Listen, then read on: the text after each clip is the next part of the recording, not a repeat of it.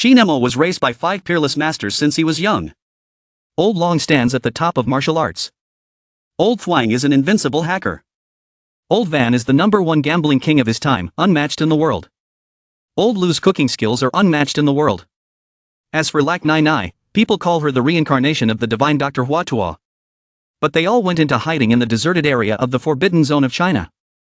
Since childhood, Qin Mo has studied with these 5 peerless masters. This also allowed him to practice his skills. It was precisely because of Qin Mo's existence. That's why these 5 peerless old men have the motivation to live on. Until a woman came and completely broke the silence here. The woman was Jiang Xiqin's best friend, Qin Mo's mother. To fulfill her best friend's last wish, she brought Qin Mo back to the city.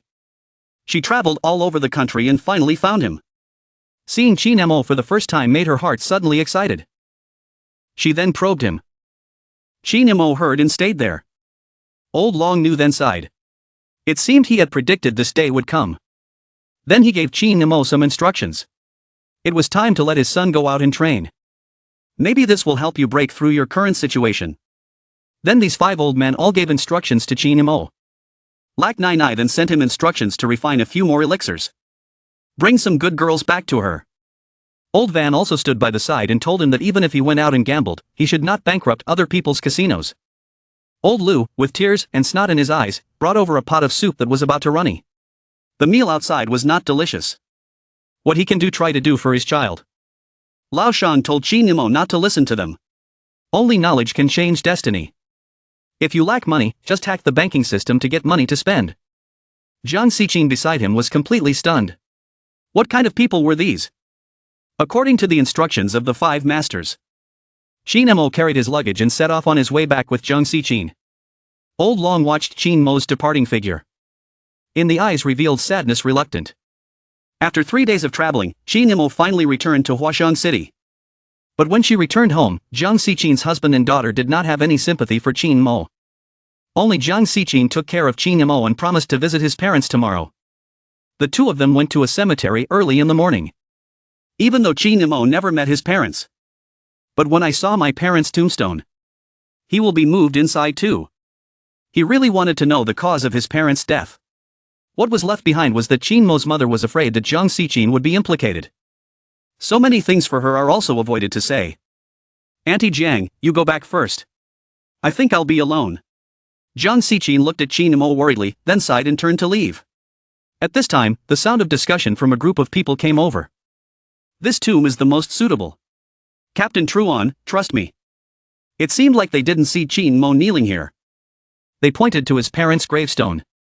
Also do not know which has no lonely soul has no eyes. This dirty feng shui treasure spot was directly scraped off. After seeing Qin Mo kick him again, he said, don't block the way here. At this moment, Qin Mo put his hand in his pocket. No hurry, no sarcasm, please leave. Otherwise don't blame me for attacking you and please respect the dead. But the feng shui master saw that he could not talk and was easy to use, so he attacked.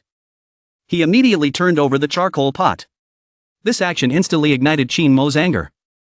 He then kicked the feng shui master hard in the stomach. The Grand Master's face suddenly turned pale and he retreated dozens of meters. Just one move made the feng shui master cough up blood. The sudden change left everyone stunned on the spot. Only saw Qin Mo's eyes cold as ice said. Pointing at a tomb is disrespectful to the dead. Breaking the clean ground is a shame and disgrace to the dead and should be killed. At this time, the angry master called Captain Truan and said that this tomb was a feng shui land. He must capture it. This is about my grandfather's funeral. Truan could not be careless and immediately listened to the feng shui master's advice. Little friend, would you like to negotiate a little? I bought this cemetery. What if I don't agree? Hearing that, the feng shui master shouted again, if you don't agree, then we can hunt in this place. I have never failed to capture any feng shui treasure land I have set my eyes on. Qin Mo suddenly laughed after hearing that. You are a feng shui master. He claimed to be the #1 feng shui master in Longcheng. Titan naturally did not put Qin Mo in her eyes. Qin Mo coldly said, I don't know if you've ever heard of the 9-star feng shui technique. The feng shui master's face suddenly changed. At this moment, Qin Mo took out 9 silver needles from his chest. The silver needle was thrown towards the ground by Qin Mo. That is the soul of the killer. Phoenix Dance 9 stars looked at Qin Mo coldly. The 9 silver needles instantly flew to the ground. Mo took out a piece of talisman paper after lighting it. It moved out. Only saw the paper instantly lit up 9 silver needles. The feng shui master was so scared that his face turned pale. This was not much different from the miracles recorded in ancient books. Then he got excited and knelt down in front of Mo. I didn't know that the celestial master had arrived. This junior has committed many sins. I beg the celestial master to forgive me. In terms of education, it is not too much for Titan to call Mo master. Then he sighed and said to Captain True, we cannot mess with this person. Let's go quickly. Zhao Ying glanced at Mo thoughtfully. A thought suddenly arose in his mind. Then he respectfully said to Mo, we were too hasty just now. I wonder if the celestial master is proficient in medicine. Can he save my grandfather's life? Just listening to Mo calmly say that tonight is his death. Why should I save him? Hearing the word death, Truan's mood became even more agitated. Master, it was my mistake before. As long as you can save my grandfather, I, True Jia, will do whatever you want. Mo was a little moved when he heard Zhao Ying's words. Mrs. Lack often taught him that doctors are like mothers. If you can help, you should help. Mo then nodded and agreed. There is no disease in the world that I cannot cure. But your business disturbs my parents' rest. Therefore, I need to send someone to visit their graves, and the incense will not dissipate for 3 years. Scene changed to Longtan Hospital number 2, saw Truan coming. Quickly make way. This is a middle-aged man with glasses. Wearing a white shirt, he hurriedly walked over to get more benefits. After receiving my medical treatment, Commander True can still live for another month. Truan then recommended Mo to help his grandfather examine the patient. Dr. Chu Van Gon's face darkened, not daring to get angry with Truan. He immediately pointed his finger at Mo and asked, which hospital are you from? What is your education level and what is your name? Hearing this, Mo replied calmly, not in any hospital and without a name. Just an ordinary person who had never gone to school. Dr. Chu laughed out loud after hearing this. Young Master True, you intend to harm your grandfather. Entrusting your grandfather's life to an uncultured and ignorant brat. I really admire you. Mo's answer made Zhao Ying's face awkward. Mo walked towards Elder Zhao with an unchanged expression. He placed his hand on Elder Zhao's pulse. He had a cure right there. He just needed to hit the cold blood-clearing spiritual energy on his cheeks. This was as easy as turning one's hand for Mo. Then Mo turned to look at Zhao Ying and said, I need a live juniper berry to make a medicinal herb. As soon as these words were spoken, the surrounding doctors were shocked. Is the 100 poison pine still alive? That thing is extremely poisonous. How can it be cured? Dr. Chu saw this and shouted loudly, using this point of the two of you. You also want to deceive our medical professionals. Who does not know that the poison of the poisonous pine is incomparable? Touching it will kill you. I have reason to suspect that you are on the enemy side and sent someone to harm Elder True. Truan heard what the doctor said. His face changed greatly because True Lao Jia had a high position and power. There were so many people who wanted to harm him. He didn't think that Mo would come to kill someone. Then he pointed at Mo and told someone to come and arrest him. Mo waved his hand and said, don't touch me. I'll go myself. Mo gently walked out. As he passed by, Truan stopped and said, if your grandfather gets sick tonight, you should bring the sutras and come see me. Inside Longcheng Detention Center, Mo was locked in a full cage. In the cell are extremely evil prisoners from poor areas. Seeing Mo coming, the man suddenly stopped touching Mo's chest muscles. Mo was so scared that he jumped up and said, what do you want to do? Only saw the man with the scar smile evilly. He took out a piece of bath soap and threw it in front of Mo. The soap of the youngest brother's older brother fell off. Could you please help pick it up? At this time, they still did not know Mo's strength. They still wanted to use some inappropriate methods against Mo. Then a miserable scream came from inside the cell, causing the prison guard outside the door to reveal an evil smile. Who knows how long the newcomer can hold out this time? And on the other side, Longtan Hospital nurse ran over worriedly, Dr. Chu, not good. The electrocardiogram readings dropped rapidly. The doctor and Chu Truan, the two people listening behind, were terrified. Truan grabbed Dr. Chu's shoulder and spoke. Didn't you say my grandfather still has 1 month left? At this moment, Dr. Chu's tense body began to tremble. The patient's sudden condition. Many of them were unpredictable doctors. Truan helplessly hit the wall, thinking to himself, is there really no way? Suddenly he thought of what Mo said to him when he left. If your grandfather is sick tonight, bring the prayer and confession to me. Thinking of this, he immediately ordered someone to prepare the 100 poison pine. Then he ordered his subordinates to go with him to the prison to meet Chin Mo. Outside Longtan prison, some prison guards were sitting at the door and playing chess. At this time, a military vehicle stopped at the prison gate. Seeing Truan in the vehicle, the prison guards quickly put away the chessboard and hurriedly greeted him. "Where did that boy just come in? Take me to see him quickly." The warden was scared and said that we locked him in cell 2. Hearing this, Truan was struck by lightning. Cell 2 is the most terrible cell in Longtan. The prisoners inside are not only especially dangerous, but also have special perverts. Truan knew and immediately ran towards prison number 2. But when Zhaoying arrived, he saw the scene inside and his eyes were completely wide open. He only saw extremely evil prisoners in the poor area inside. Someone was massaging Chin Mo, someone was fanning Chin Mo, someone was also performing a show for Chin Mo to watch. Chin Mo had a look of enjoyment on his face. When he raised his head and saw Zhaoying coming, he didn't seem to notice. After returning to the hospital, Chin Mo immediately told Zhaoying to prepare the alchemy furnace. There must be 99 top-grade herbs in the furnace. When everything was ready, Chin Mo took out a spark. Then he threw it out and shouted softly, causing the alchemy furnace to burn up in an instant. Dr. Chu was shocked when he saw this. Could this be the technique of controlling the fire of the alchemy furnace? Lost in the late Han Dynasty. Truan looked at the strength Chin Mo displayed.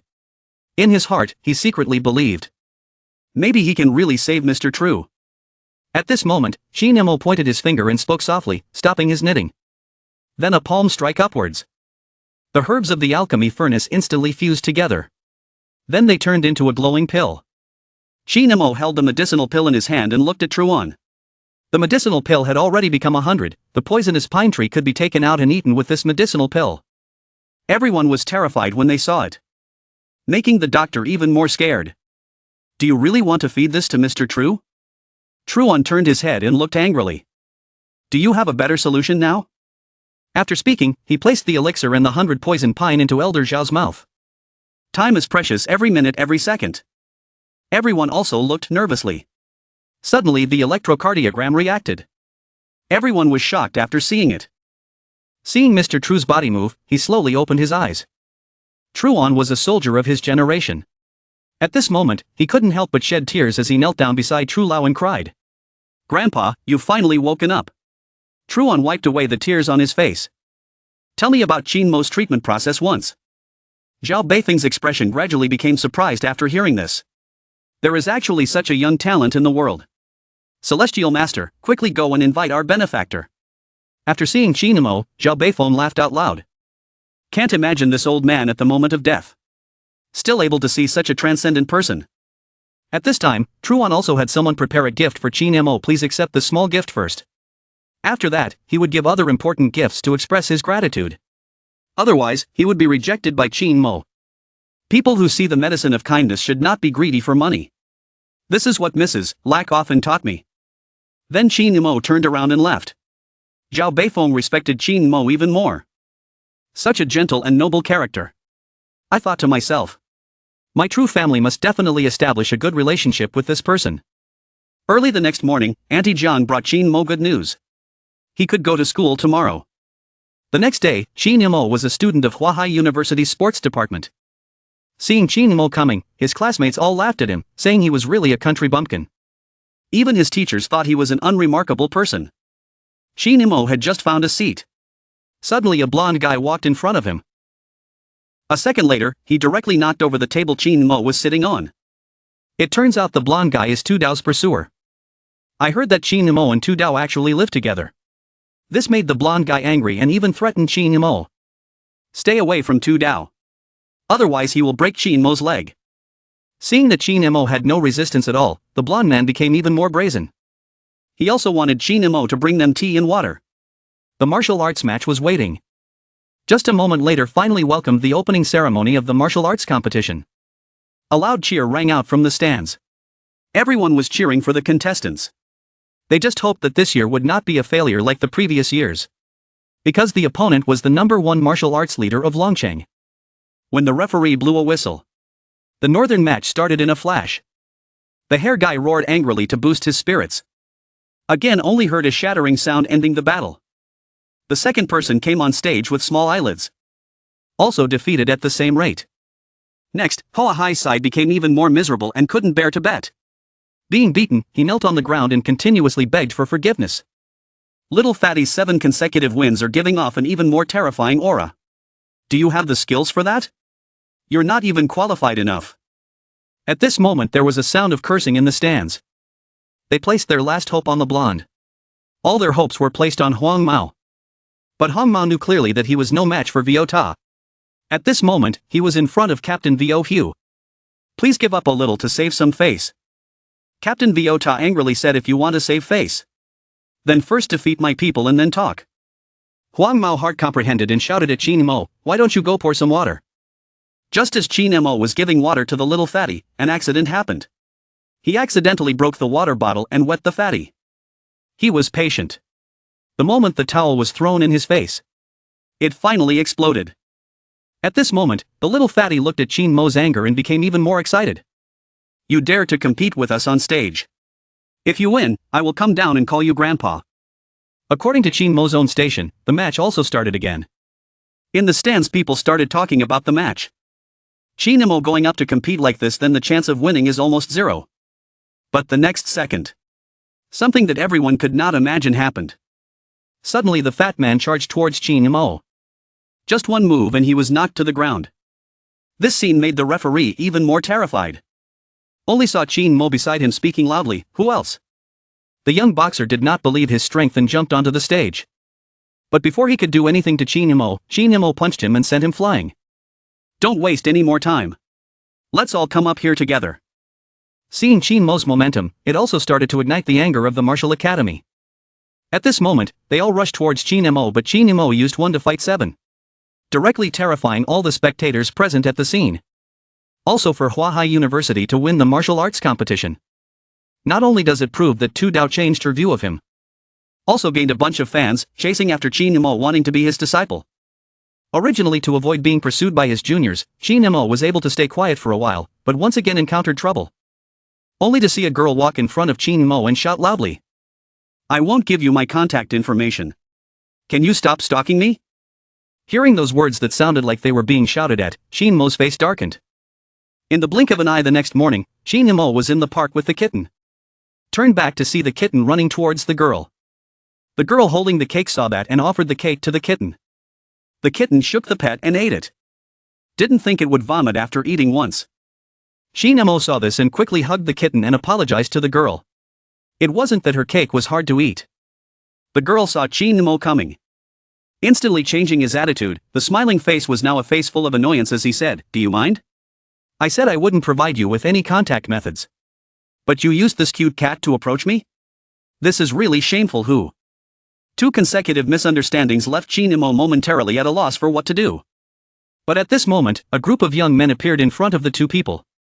The leader of the group looked at the cute woman with ill intentions. How dare you hang up on me? It wasn't all to get my attention. This girl's name is Tran Yuyan. Parents rely on baking to sustain their lives. Because she is so beautiful, there will always be little thugs coming to the counter to flirt and harass her. And this bully always used the excuse of collecting protection fees to threaten her parents. Tran Yuyan saw him come to disturb her parents again. She couldn't help but curse him. Wasn't smashing my stall last time enough? The gangster got even more excited after being scolded and said, are you still not satisfied? If you don't make me happy today, don't even think about leaving. At this moment, Qin Mo suddenly stood up and grabbed the gangster's hand.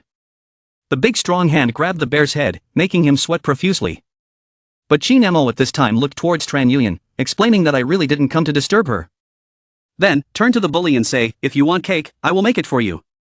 The gangster at this time also looked fiercely at Qin Mo and said, you fed me that fart. Only saw Qin Mo skillfully holding the tools to work. Tran Yuyan's parents were close to one side. In no more than a few minutes a perfect cake was made. The fragrance instantly filled the entire street. At the moment attracted many passers-by. This was also the first time they smelled such a fragrant cake. The taste alone is enough to make one's mouth water. At this time, the gangster next to him also seemed to want to eat. Urged Qin Mo to quickly bring him the cake. After that, Qin Mo immediately threw this freshly baked cake directly onto the gangster's face. Only a miserable cry like a pig being killed was heard. When the juniors saw their boss being beaten like that, they got angry and rushed towards Qin Mo. Tran Yuyan was so scared that her flowers were shaking and she anxiously looked at Qin Mo. She shouted for him to run away quickly. Otherwise, they would really kill him. Unexpectedly, Qin Mo was not panicked at all. Pick up the shovel and grab some pies. Then threw it on the faces of the other underlings. The hot cake was directly covered on the faces of those who rushed forward. The henchmen were terrified, and screams of pain kept coming out.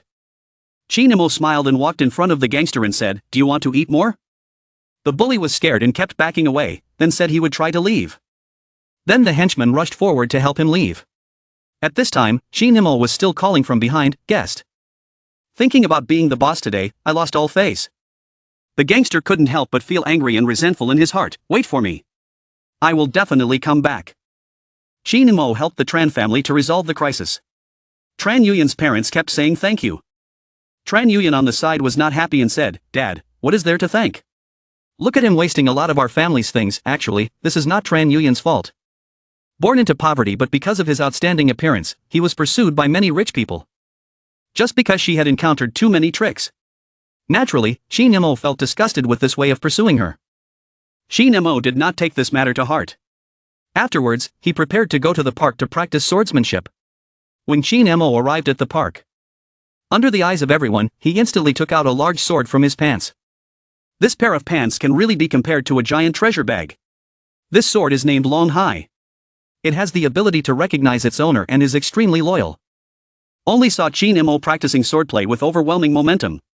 Each move and technique was like flowing water and drifting clouds. At this moment, the gangster brought a man with a fierce face to the park to seek revenge on Qin Mo. Seeing that Qin Mo did not leave, the gangster excitedly shouted. It was Qin Mo. Seeing this, he put away his sword and said, "Is it you guys? Haven't you had enough of your cake? I only saw the newcomer fiercely evaluating Qin Mo. Only this kind of chick dares to touch my little brother?" Qin Mo coldly said, "I'm the one who beat you. What do you want? I only saw the newspaper boy stretch out 2 fingers towards Qin Mo. You hit my brother like this? Don't think you can leave safely without 200,000 in hand."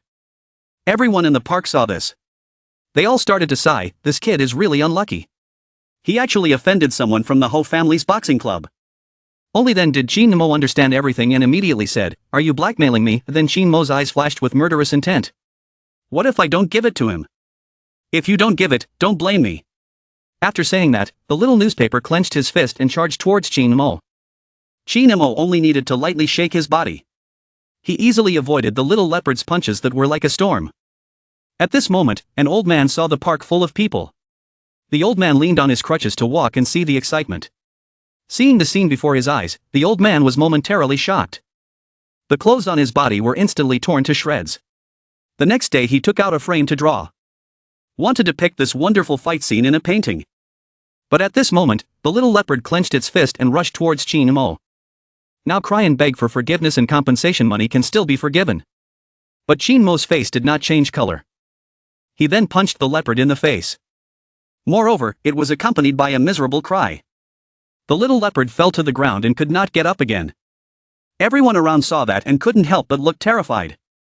The martial arts school's eldest disciple was knocked out by a punch. At this moment, Qin Mo looked towards the little leopard that was falling to the ground. Such a big guy. Didn't expect him to be such a bad player. Then revealed the face of a harmless person. Then he smiled and looked at the gangster. "Do you need my help?"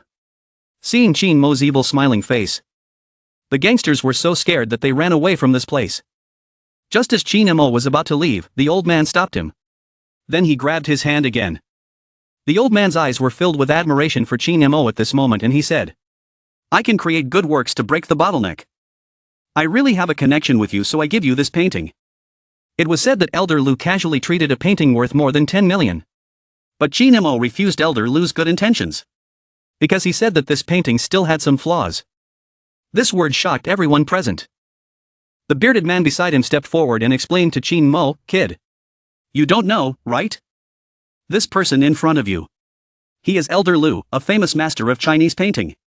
Many people want his paintings but cannot get them. I am a lover of Chinese painting, and also a big fan of Elder Lu. Absolutely no one is allowed to comment carelessly on Elder Lu's work." But Qin Mo snatched the male painter from his hands. Immediately on there began to modify Lu Lao's painting. When Qin Mo released the modified paintings to the public, Lu Lao was shocked at this moment. The painting not only terrified the bearded man, It also made Elder Lu think about becoming Qin Mo's disciple. But Qin Mo said he was just painting for fun. This painting instantly left Elder Lu very impressed.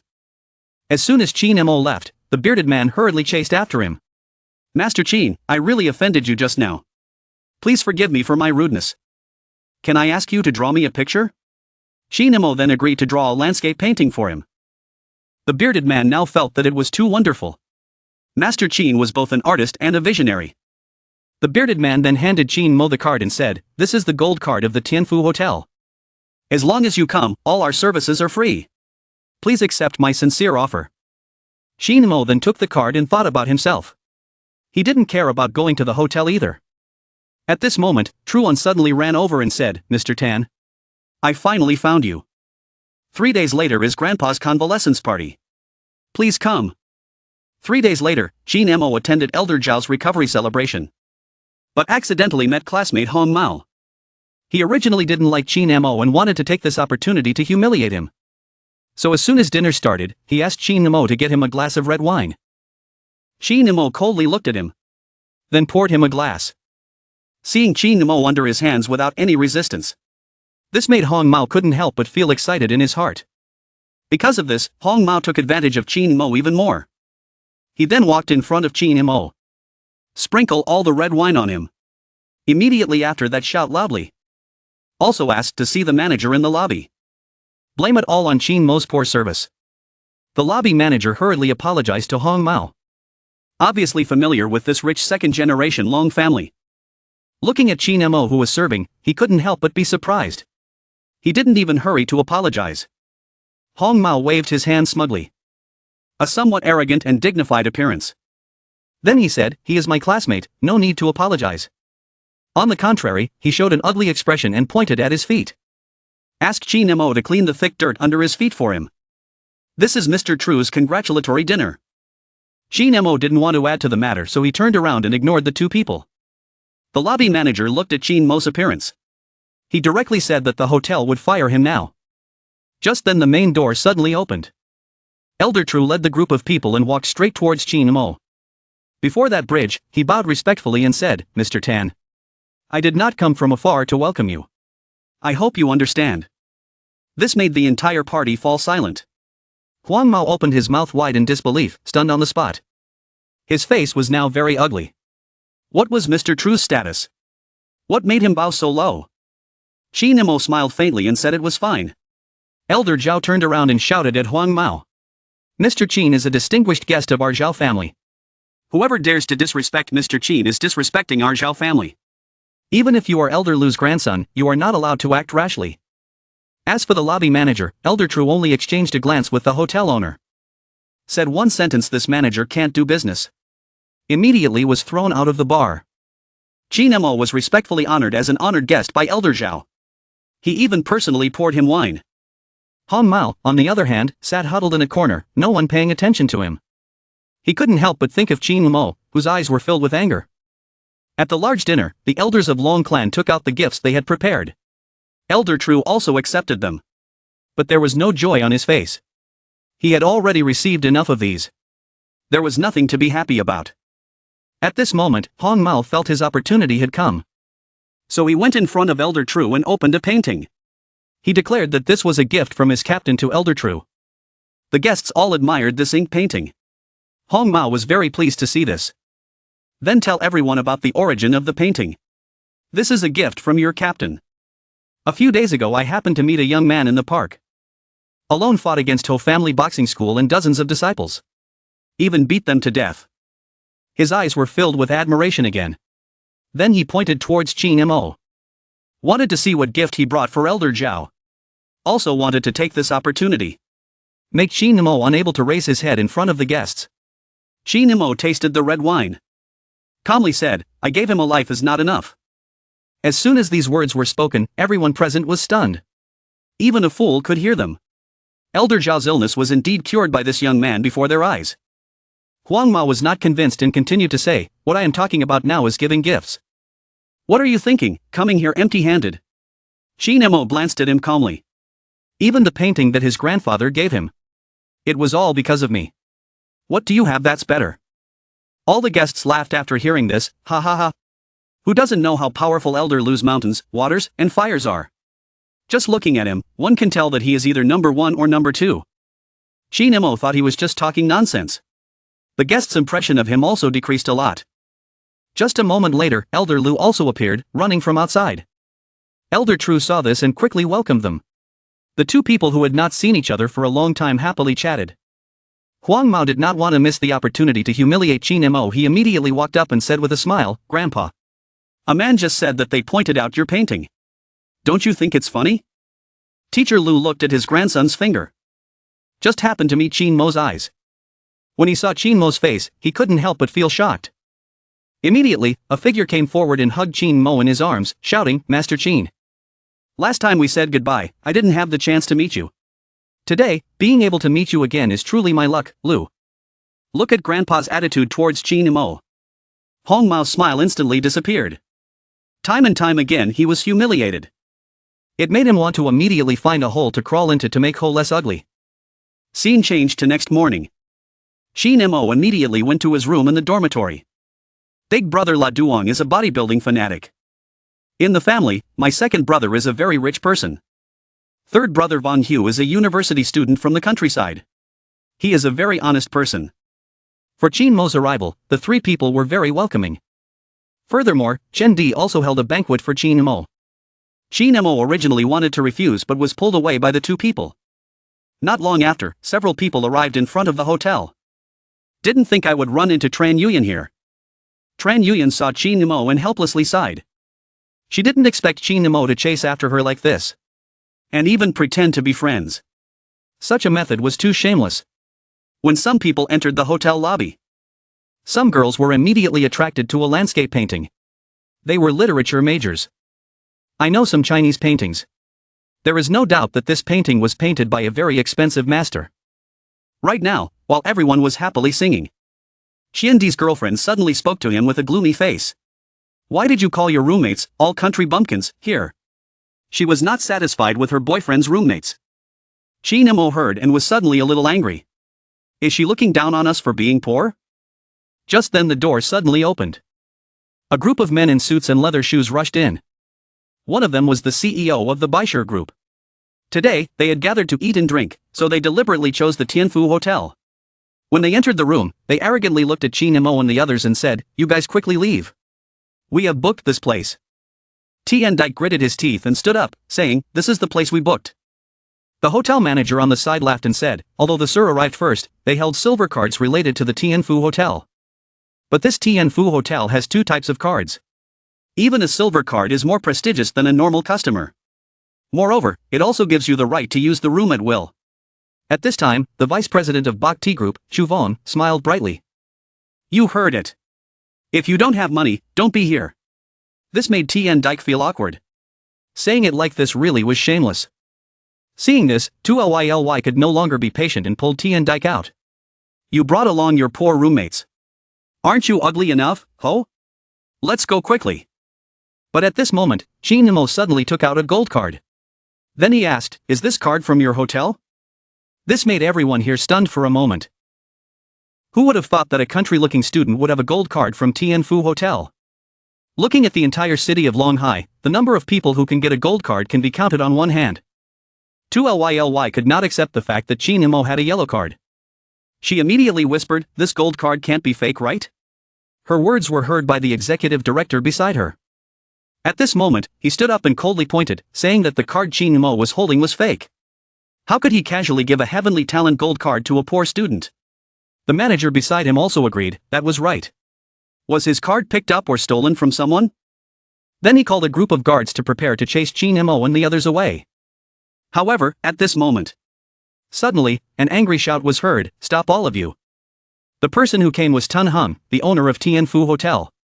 The manager saw the owner coming and quickly asked kindly, "Why is the owner here?" "It's just a small matter, let me handle it." Hearing that, Tun Hung directly gave him a strong slap. "Mr. Tan is an honored guest of our hotel. Who gave you the guts to treat him so rudely?" Then Tun Hung turned around and smiled at Shin Mo, shaking hands and greeting respectfully. "Mr. Tan, why didn't you tell me in advance so I could make arrangements for you?" Shin Mo was so nonchalant that he said he was just coming to have a meal with his roommate. Tan Hung said that the painting he gave me was also hanging in the hotel lobby. Everyone who heard the conversation between the two people could not help but be terrified. Who is Tan Hung? He is the big boss in Hakbok in Longtan. Such a person is so polite to Chin Mo. And the Great Hall displayed this landscape painting. Everyone thought it was painted by the Grand Master. But they didn't expect that the person who painted it was Chin Mo. At this time, the manager next to Chu Vong smiled and said to Chu Tong, "Do you want to change to another room?" At this moment, Chu Vong no longer had any face left in this place.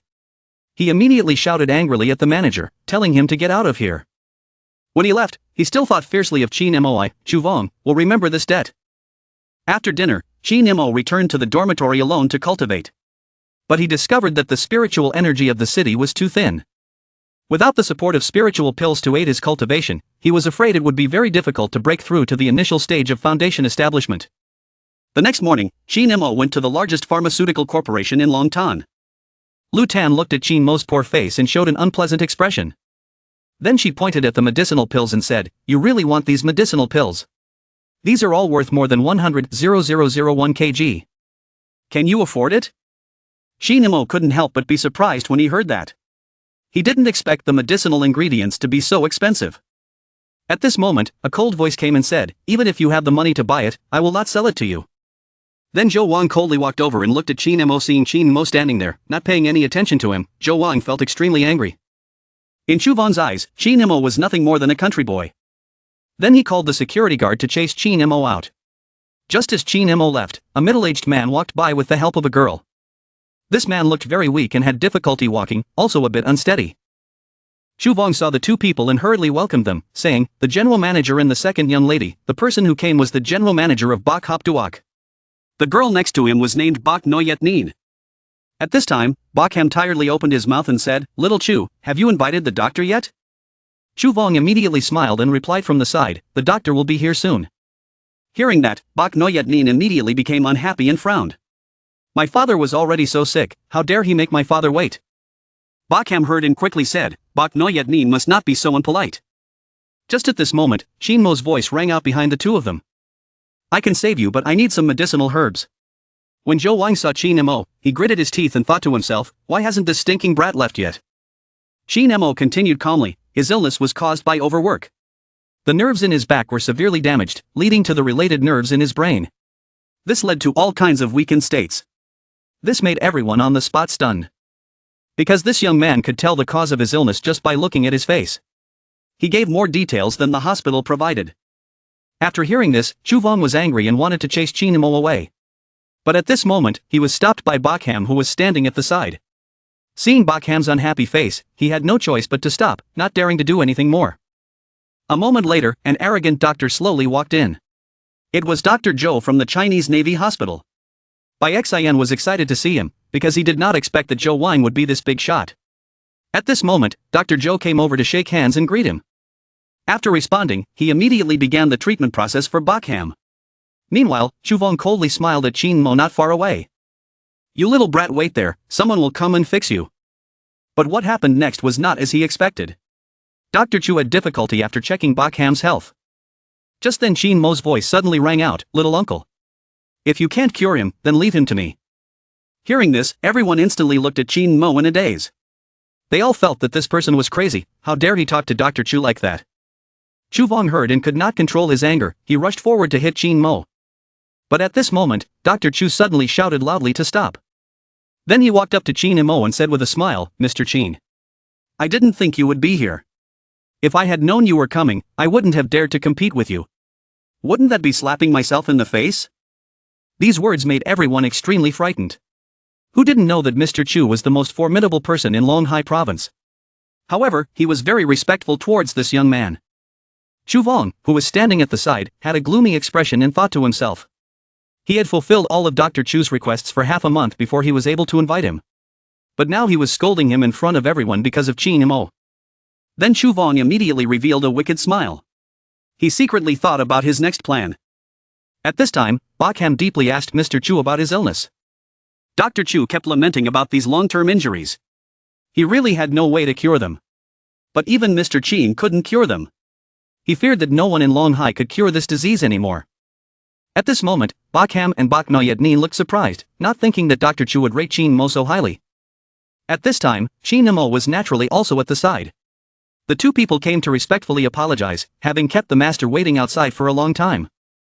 "Mr. Tan, please help me cure my illness." Hearing this, Chin Mo's face suddenly turned ugly, as if his legs were weak from standing for so long. Chin Mo wanted this person named Zhou Wang to come over and help him massage his legs. Chu Vong was angry when he heard Chin Mo say that. But Bakham walked over and said with a serious face, "You just attacked Mr. Tan. You were wrong. Hurry up and do it." Chu Vong could only close his eyes and reluctantly follow. Then he squatted on the ground and obediently massaged Chin Mo's feet. Chin Mo looked relaxed and showed him the places that needed to be massaged. Not long after, Chin Mo laid by Xian on the bed, preparing to begin his medical treatment. Chin Mo was seen tossing the silver needle into the air a few times. Behind the silver needle, a flame rose up and fell down. At this moment, Bakham felt strangely light and comfortable. Dr. Chu was extremely surprised when he saw this. Could it be that this was a long-lost fire technique? Just a moment after undergoing acupuncture, Bakham felt an unprecedented level of comfort. The lingering illness that had bothered him for many years was cured by Chin Mo. He also made by Xian extremely excited. At this moment, Chin Mo had not said anything yet when he suddenly saw Zhou Wang standing up. His eyes were a bit cold. Bakham felt something was wrong and looked at Chu Vong cautiously. "Tell me what you want to do." Suddenly, Chu Vong pulled out a gun from his waist and said, "I want you dead. I don't want you to recover at all." Following Zhou Wang's command, dozens of Baihe guards immediately took out their guns and pointed them at them. Zhou Wang said that if you want to blame someone, then blame them for your recovery today. Since you're recovered today, I originally wanted to give you a few more years. Hearing this, Chin Mo's words were as cold as ice. I saved his life. Why should I ask you to decide his life or death? Hearing that, Chu Vong angrily turned around, pointed the gun at Chin Mo and said, "You brat, you're about to die and you're still trying to act like a hero. If that's the case, I'll kill you first." At this moment, Chin Mo calmly looked at Zhou Wang and said, "You want to take my life? If you can, come and shoot me right here." These words completely ignited Zhou Wang's anger, causing him to immediately pull the trigger. But Chin Mo reacted quickly and took out several silver hairpins from his hand and shot them out. The silver hairpin immediately blocked all the incoming bullets. The remaining silver hairpin instantly shot towards Chu Vong. All of them hit his acupuncture points. Chu Vong looked at Chin Mo step by step approaching him and couldn't help but angrily shout, "You guys quickly shoot." Chin Mo walked forward and gently picked up a silver hairpin. The pain felt like it was stabbing his heart, causing Chu Vong to faint. Seeing Chu Vong unconscious made the remaining people extremely panic. All of them knelt under the power of Chin Mo's silver hairpin. The police took them away not long after. The crisis was finally over. By Xian, in order to repay Chin Mo for saving his life, not only did he let Chin Mo take medicine from Baihe Pharmacy, he also paid him 15 million for his medical examination fee. Even Bai Ran's daughter was given to Chin Mo as a disciple. With such a large amount of money, this was the first time he had it. Chin Mo wanted to buy himself a car. Being able to own a sports car is a dream of most guys. The next morning, Chin Mo and Bai Ran went to Longshore together, one of the 3 largest supercar dealers in the world. The sales clerk saw Chin Mo and the other two coming. With a disgusted look, he said, "How did 2 poor students get in here? The other 2 can look but don't touch them. 2 people touching cannot pay the pain." Bak Noyadnin heard and was angry and wanted to fight. She rolled up her sleeves and was about to teach the other employee a lesson, but was stopped by Chin Mo. At this moment, an enthusiastic young female intern walked by smiling. "Do you two need me to introduce the car model to you?" The old woman saw this and looked over with a contemptuous smile. At this time, the female intern enthusiastically introduced the car to them. But Chin Mo didn't even need an introduction and immediately ordered a Lamborghini. This hateful old woman saw both eyes turn green with surprise. Then quickly ran over and pushed the female intern aside and said, "Young man, you want to buy a Lamborghini? Then let me introduce you to one. I am the most experienced salesman here." Chin Mo saw this and walked over directly and said. Her face looked like a dog's bite, "Don't be an eyesore here." The old female employee's face turned purple with anger after hearing this and said, "Who are you calling a dog? If you don't let me introduce you today, I'll find someone to teach you what manners are." Seeing this, the intern on the side worriedly said, "Why don't you let Ms. Wang introduce someone to you? Otherwise, you'll be in big trouble." Bak Noyadnin heard that and pursed her lips in anticipation. She liked it best when someone came to bother her. The old woman was so angry that she gritted her teeth and ran to the side to make a phone call. You guys just wait there and I'll call someone. Hello husband, someone is bullying me and wants to disrespect me, come here quickly. Chinemo ignored her and directly ordered a Lamborghini for 8 million. But the car still needed some repairs. The intern stood there in confusion after hearing this. This was the world's top supercar and he definitely wanted to modify it. Just then, the main door was suddenly kicked open. A big boss and his men rushed over. After meeting him, the old woman pointed at Chin Mo and cried, complaining about being bullied. They wanted to bully others. The man listened and then directly took the stick and hit Bok Noyet Nin. Seeing such a scene, everyone couldn't help but feel worried and scared. The intern was so scared that he couldn't breathe. The old woman revealed a smug smile. But the next second the man swinging his stick stopped in midair. The old woman saw that and still had a smug expression on her face and said, Husband, why don't you hit her? What are you standing there for? But at this moment, the man was so scared that his expression completely changed. Obviously, he recognized Bok Noyet Nin. The old woman saw that he did not move, so she pushed him from behind. Unexpectedly, the man punched him in the face. Then he was slapped away dozens of meters. The man immediately shouted angrily, Do you want to kill me? The old woman came here with a swollen face and pointed at the man and angrily scolded. Damn it, you dare hit me. Bok Noyet Nin pointed the gun at the man. Coldly said, Who did you just say didn't want to live? The man was so scared that cold sweat ran down his face. Now kneel down and ask for forgiveness. I am a petty person with eyes that do not see Mount Tai and bumped into little sister Noyet Nin. Please spare this dog's life. This word just said made everyone shocked and instantly opened their mouths. It turns out that she is of course the big sister of Bok T Group. It must be known that Bok T Group almost monopolizes Long T's pharmaceutical industry, with assets of more than 10 billion. The old female employee was now in darkness. It was all over now. No matter how much she flattered Bok Noyet Nin, it was too late. And she had already insulted Bok Noyet Nin. At this time Bok Noyet Nin coldly said, You can go away now. The thug heard that and immediately left without hesitation. But his leg was hugged by the old woman and wouldn't let go.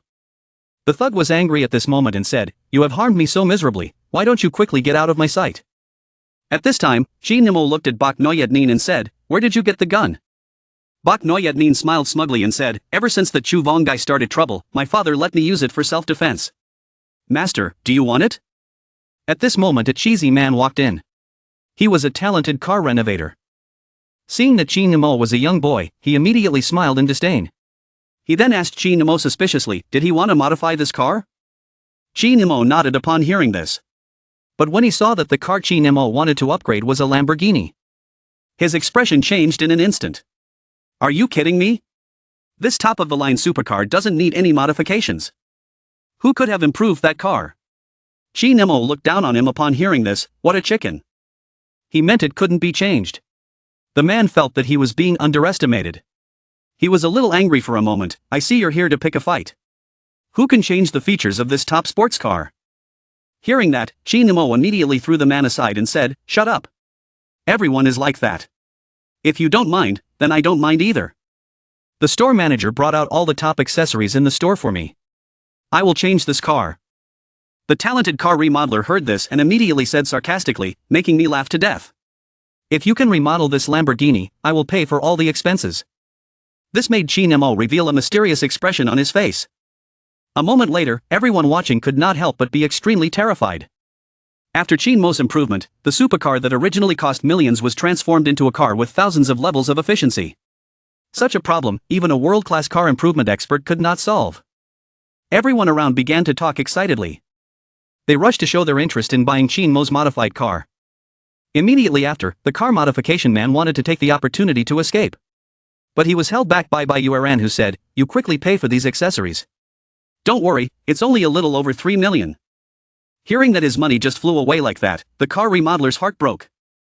Scene changes to Chinemo and Yuran on their way back. Yuran suddenly blushed and said to Chinemo, Do you want to come to my house? There is no one at home right now. Do you want me to help you with something? Hearing this, Chinemo couldn't help but swallow a mouthful of saliva. He was wondering whether he should agree or not. Then the images of the two masters appeared in his mind again. Old Huang taught him to be an upright person and reject that girl. Like 9 I told him not to listen to that old man, the girl gave the green light, so just do it. Shin Mo thought about it and said, "I'm sorry grandpa, my happiness is more important." Then Shin Mo replied, "Of course it is possible." Bok Noyadnin heard that and excitedly hugged Shin Mo and said, "Master is willing to help me fix the car, that's really great." As soon as these words were spoken, Shin Mo's beautiful illusion was directly shattered. Shin Mo immediately kicked Bok Noyadnin out. Then he drove straight back to school. Shin Mo stopped the car in a parking lot not far from the dormitory. After returning to the dormitory, Shin Mo immediately began refining medicinal pills. Just as Shin Mo was refining pills, an elegant man wearing glasses walked towards Shin Mo. "I heard you were practicing medicine, so I wanted to come and see." The man wearing glasses is named Ly Tuong, a third-year medical student. Shin Mo smiled and nodded at him, "Just watch comfortably." Li Xiang did not look down on Shin Mo because he was a sports student. On the contrary, he occasionally asked Shin Mo some questions. Shin Mo also patiently answered Ly Tuong. At this moment, Chen Di suddenly pushed the door open and told everyone to come and see. There was a heavily modified Lamborghini downstairs. It really looked cool. This car really makes people look at it with their mouths open in amazement. When Wang Xiaona and Latan heard those words, they immediately wanted to come and see. Tian Dike was the most eager, sincerely saying, "If I could sit in there, even if I was forced to call that person grandpa." At this moment, Shin Mo gave the key to Chen Di and said, if he liked it, he could drive it. Hearing this, everyone in the dormitory was completely stunned. Chen Di originally thought that he was the richest person in the dormitory. But he didn't expect Shin Mo to be the most powerful. "Dad, I'll come back and give birth to a monkey for you." After saying that, Chen Di ran out like lightning. And at this time, the Lamborghini car was surrounded by people for a long time. The Huang Mao guy was at the front of the crowd. And he touched the Lamborghini. Suddenly he felt that his Audi was nothing compared to this car. "Yen, this car is so beautiful." Lu Xiaoli couldn't help but take out her camera to take pictures of this luxury car. Tu Dao looked around, looking at her classmates who were paying attention to the car and not to her. She also quietly took out her cell phone and secretly took a photo with the luxury car. At this moment, Tian Dike came with the car keys. Wang Tuna, who thought she was heroic, walked to the front of the car. Huang Mao's group's eyes widened for a moment. They had heard that Qiandi's family was very rich. But they didn't think he was this rich. Tian Dike and the others enjoyed everyone's different gazes. Without saying anything, they closed the car door and disappeared from everyone's sight. Shin Mo also did not know what happened outside. He put the refined good pills into the box and then put it in the cabinet. But Shin Mo just walked away. Lai Tuong quietly went to his place to store the pills. Then he stealthily opened the cupboard again. "Take out a dandelion and put it in your mouth." A moment later, Ly Tuong's body couldn't help but tremble, causing him to instantly be filled with strength. Looking at the box full of pills, Ly Tuong's eyes revealed greed. But he didn't know that this thing would take his life later. Hot girl Tran Yuyan came to the cake stall early in the morning to sell on the weekend. Because she was originally a student of the literature department. Tran Yuyan was also called 11T sandwich by everyone. Therefore, the business became particularly successful. Many stalls next to her were jealous of this. At this moment, the gangster appeared with a group of men in high spirits. Immediately after, he slammed the sandwich table and said, "Where is that kid surnamed Sheen? Quickly hand him over to me." At this moment, Tran Yuyan kindly reminded him that his hand was on a hot stove. Hearing that, the gangster finally noticed. His hand had been on fire for a long time. "You guys actually dared to plot against me." But the little brothers beside him had this expression, wasn't it because the big brother himself touched that place? Although Tran Yuyan was scared at this time, she still did not choose to betray Qin Mo. The gangster saw this and tried his best, "If you guys don't say anything, I'll destroy this place." With that, he kicked the sandwich stand over. Tran Yuyan saw that and intended to step forward to stop him. But he gave her a painful slap in the face. Seeing their sandwich stand destroyed made Tran Yuyan's parents feel hopelessly sad and helpless. But the owners of more than 10 stalls all looked happy to see them in trouble. Look at this scene. The middle-aged man selling the same kind of sandwich as Tran Yuyan and the slutty woman were still clapping their hands in praise at the side. Just when Tran Yuyan felt heartbroken and helpless. Suddenly a handkerchief was held in front of her face and said, "Don't cry. You wipe it first. From now on, leave everything to me to handle, because everything started with me." The gangster was excited to see Qin Mo. "I have been waiting for you for a long time." Then several of his men jumped up and attacked Qin Mo. Only a few loud noises were heard. Qin Mo just started and knocked all of them to the ground. The thug shouted angrily at Qin Mo, "Just you wait. The head of the martial arts school will not let you off.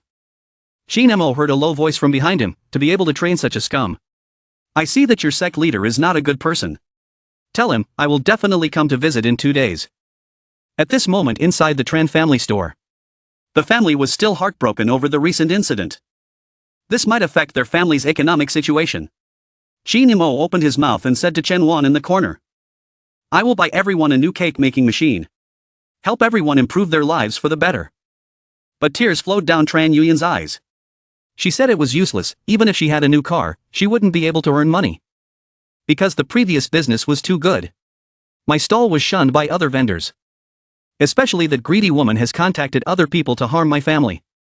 Now the only ingredient in the house is raw corn flour, so we can't make cakes. But Shin Mo said confidently, coarse corn flour is enough. I will teach you how to make cakes from it. Scene changed to the next morning. Just when everyone is happy that no one is fighting over business. In the blink of an eye, the Tran family's sandwich shop appeared on the opposite side of the street. Shin Mo and Tran Yuyan loudly saluted in front of the stall. Seeing this scene, the greedy woman was shocked and opened her mouth wide. But then she calmed down and thought. Without raw materials, what would they do? Just then she saw a sack of cornmeal. She looked at it and said with disdain. Isn't this cornmeal fed to pigs? It's not fed to people. Many people gathered around the street out of curiosity and wanted to try it. But hearing her say that, they couldn't help but look at the Tran family indignantly.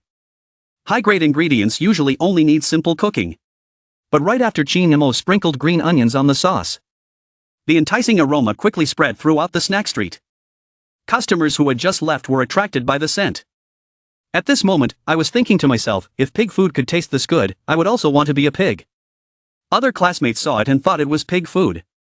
They started fighting to get it back. Classmates in the snack street after a while gathered together a lot. People lined up to buy Tran sandwiches hundreds of meters away. Even the classmates in front of the greedy girl's stall ran towards Tran Jia's stall. The scene changed tonight. Shin Mo returned to the dormitory and received a call from Tran Yuyan. To thank Shin Mo for his help, she wanted to invite him to the movies tonight. Shin Mo naturally wouldn't refuse something good. This also made Shin Mo's roommates extremely jealous. Shin Mo suddenly thought that he could not forget to cultivate. But when he opened the cabinet, he found that there was nothing inside. Shin Mo then couldn't help but ask his roommate. Did you guys touch the things in my closet? Wang Xiaona and Luo Chang shook their heads and disappeared. Shin Mo glanced at their eyes and realized that neither of them had lied. But who had stolen it? For Shin Mo, it is not precious. But after a normal person eats it, his mind will become agitated for a period of time. His body will become different from a normal person, but then it will be exhausted and die. Just then, Chen Di suddenly pushed the door open and barged in. There's big news, have you heard about it? Li Xiang, the third-year head of the medical department, researched a pill that can change the functions of the human body. Shin Mo's face turned pale after hearing this. It seems that Li Xiang stole it, no doubt about it. I sincerely taught him how to refine pills. But he stole the pills instead. It seems that I was too kind. Huahai University was especially enthusiastic today to welcome Li Xiang's return. Shin Mo saw thousands of classmates madly idolizing Ly Tuong and helplessly shook his head. There are many people in this world who are more ignorant than he thought. At this moment, a voice came over. Isn't this the senior Shin Mo who played 1 versus 7 in the match? He also came to chase after the stars. Senior Li Xiang is also Su Dao's idol. Shin Mo said calmly, I came here to get back my medicinal pills. The prize that Ly Tuong won was the elixir I refined. At this time, Tu Dao on the side still had a cold expression and said, Shin Mo is really a hopeless person. You don't have the ability and still want to say that Senior Ly Tuong stole your elixir. Shin Mo turned his face away and did not want to explain further. At this moment a car arrived and parked in front of everyone. Ly Tuong appeared at this moment. In a blink of an eye, he was admired by countless women. It could be said that he was no different from a male god or a person of great influence. Suddenly at this moment, Shin Mo appeared in front of Ly Tuong and coldly said, Return my medicinal pills to me. Ly Tuong heard that and his expression changed. But he still calmly kept a smile and said, Do we know each other? And if there is nothing else then please stay away from me. Shin Mo heard that and said, Well, if something happens then don't kneel down and beg me. Shin Mo said a sentence indifferently and then coldly walked away. Shin Mo originally did not care about that little pill. Ly Tuong wanting to die by himself has nothing to do with me. But Qin Nemo suddenly thought that if Li Xiang gave the medicine to others, it would kill a large number of teachers and students in the school. Their lives were innocent. Thinking of this, Qin Nemo turned around and ran towards Ly Tuong. At this time, Ly Tuong was giving a presentation about Boang Win Dan. Furthermore, to thank the teacher for his training, he deliberately gave him a pill. Just as Professor Lam was about to take the elixir, the door to the auditorium suddenly opened. Qin Nemo appeared and said that this elixir cannot be eaten. It will take your life. Qin Mo's words echoed throughout the entire auditorium. Everyone was stunned for a moment, but then they immediately burst out laughing. Wasn't this an idiot blocking the way? This sports student must have something wrong with his brain. At this time, Professor Lam also opened his mouth and said, "Everyone, do you see? If I teach brainless students like that, then my life will be in vain." After speaking, he opened his mouth in front of Qin Nemo and ate the pill. In a flash, Professor Lam's eyes flashed golden. After feeling the power, he was filled with endless excitement. This was truly a divine medicine. Don't talk about death. I felt that even if I lived another 500 years, it wouldn't be a problem. But he absolutely didn't think that death would await him until he ran out of strength. The classmates felt the change in Professor Lam's body. They felt more and more that Qin Nemo was an idiot. Qin Nemo coldly glanced over the thousands of classmates in the auditorium and thought to himself, "You will pay for your ignorance." After saying that, Qin Nemo calmly left. After that, he drove to the Baijia Manor. Bai Yuan had been waiting at the door for a long time. When Qin Nemo got out of the car, she immediately hugged him excitedly. This made Qin Nemo blush. Then, Qin Nemo pretended to cough twice and used the excuse of going into the house. Behind the estate, two people were chatting. After a long time, Bakham bitterly smiled and said, "Old Li is the master of Chinese traditional medicine. This go is also absolute." Lu Dianhua laughed heartily and waved his hand in a modest manner. At this moment, his eyebrows also revealed a bit of arrogance. At this time, Bak Noyet Nian and Qin Mo slowly walked over. Bakham was delighted to see that Mr. Tan had come. Why didn't he give notice in advance? Then Bakham began to introduce himself. "This is the young man I told you about, Qin Mo, a young doctor who treats my persistent illness." Li Yanhua saw Qin Mo so young and his face revealed a look of wonder. "I heard that you cured Bai Xian's persistent illness with acupuncture. Can you show me a little?" Qin Mo's expression stiffened a bit at this moment. Only to see from Qin Mo's hand in a flash, several silver hairpins flew out. The silver hairpin fell behind Bakham. Bakham's back seemed to be on fire. Not long after, Bakham felt his back much more comfortable. Qin Nemo also refilled the cashier's refill. Lu Dianhua saw this and immediately stood up excitedly. Unexpectedly, it was the legendary fire. "Who is your master?" Qin Nemo said coldly, "I learned it all by myself." The matter of learning from masters, their existence must never be revealed. Otherwise it will cause fatal disaster. This made Lu Dianhua reveal a look of admiration. He was indeed a genius physician. At this time, Bakham teased from the side, "Old Ly, isn't your grandson also a genius? The recently refined mineral world pill is really amazing." Hearing Bai Xian's praise, Li Yanhua also looked proud. Suddenly Qin Nemo coldly asked, "Is his nephew's name Li Xiang?" Li Yanhua immediately nodded. Qin Nemo coldly pointed at him and said, "Please tell Li Xiang. This is the last time I warn him. His medicinal pills were stolen from me. Normal people who eat it will definitely die within a week from internal bleeding. Uli family, if you do it, you will have to bear it yourself." Qin Nemo finished speaking and turned around to leave. Leaving Li Yanhua still stunned there. Scene changes to Lu Xiaoli's birthday party. Many people have arrived early in the morning in front of the hotel. After Huang Mao and the others found out that Qin Nemo was coming, they couldn't help but laugh at him. "Qin Nemo, that country bumpkin, will definitely come by bus later." Just at this moment, a loud noise suddenly came from the street. A Lamborghini appeared before everyone's eyes.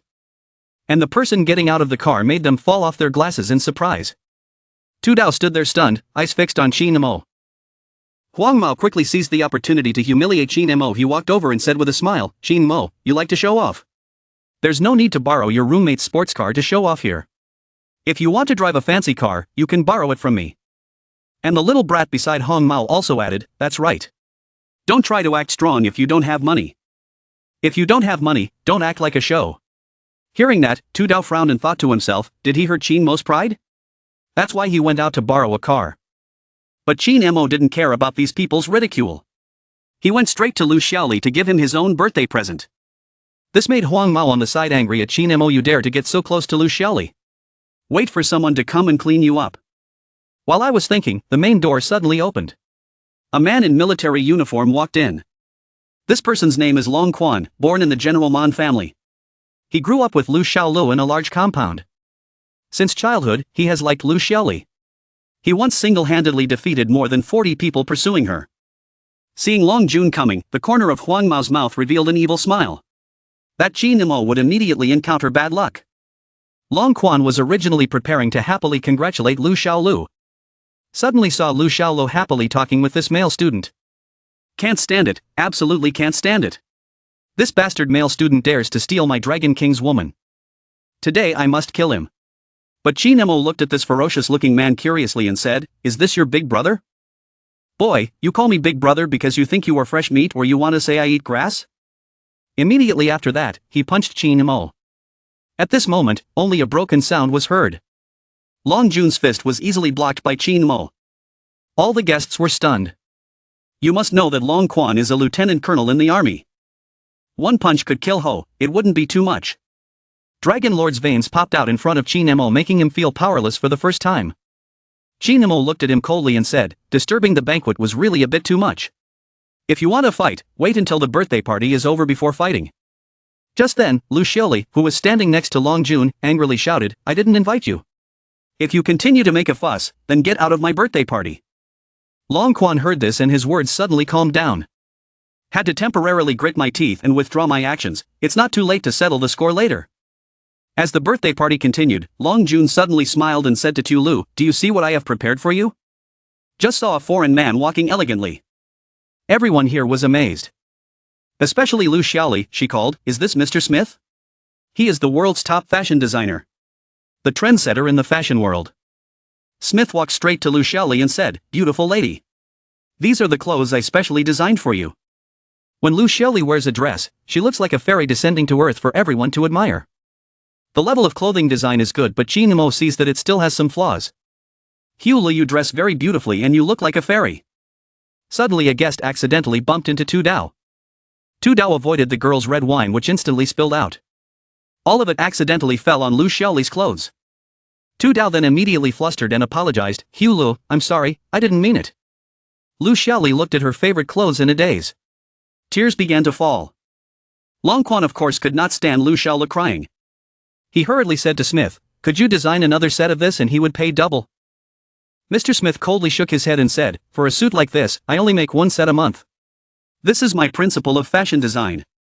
Seeing that Smith didn't want to help, Long Quan immediately pointed his finger at Tu Dao. "Look at the good thing she did. Do you know how difficult it was to invite Mr. Smith? It was all ruined by you." With Long Quan leading, everyone now turned their spearheads towards Tu Dao.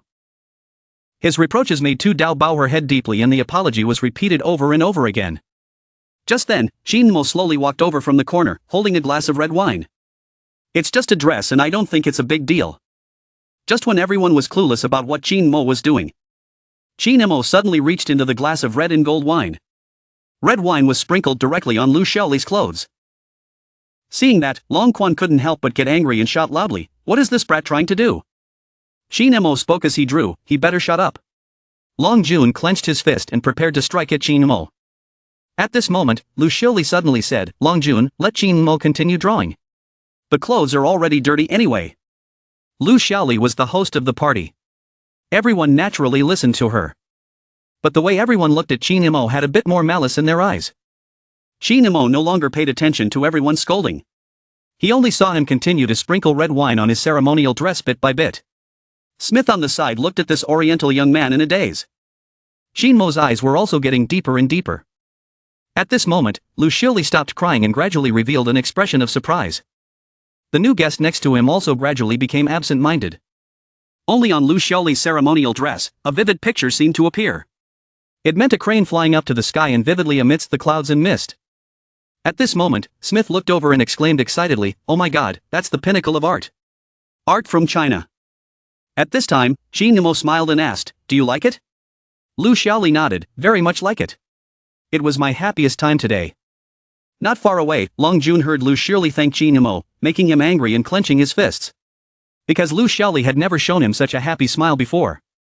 This made him worried. Smith then ran to Qin Mo and said, "Can you make this dress again?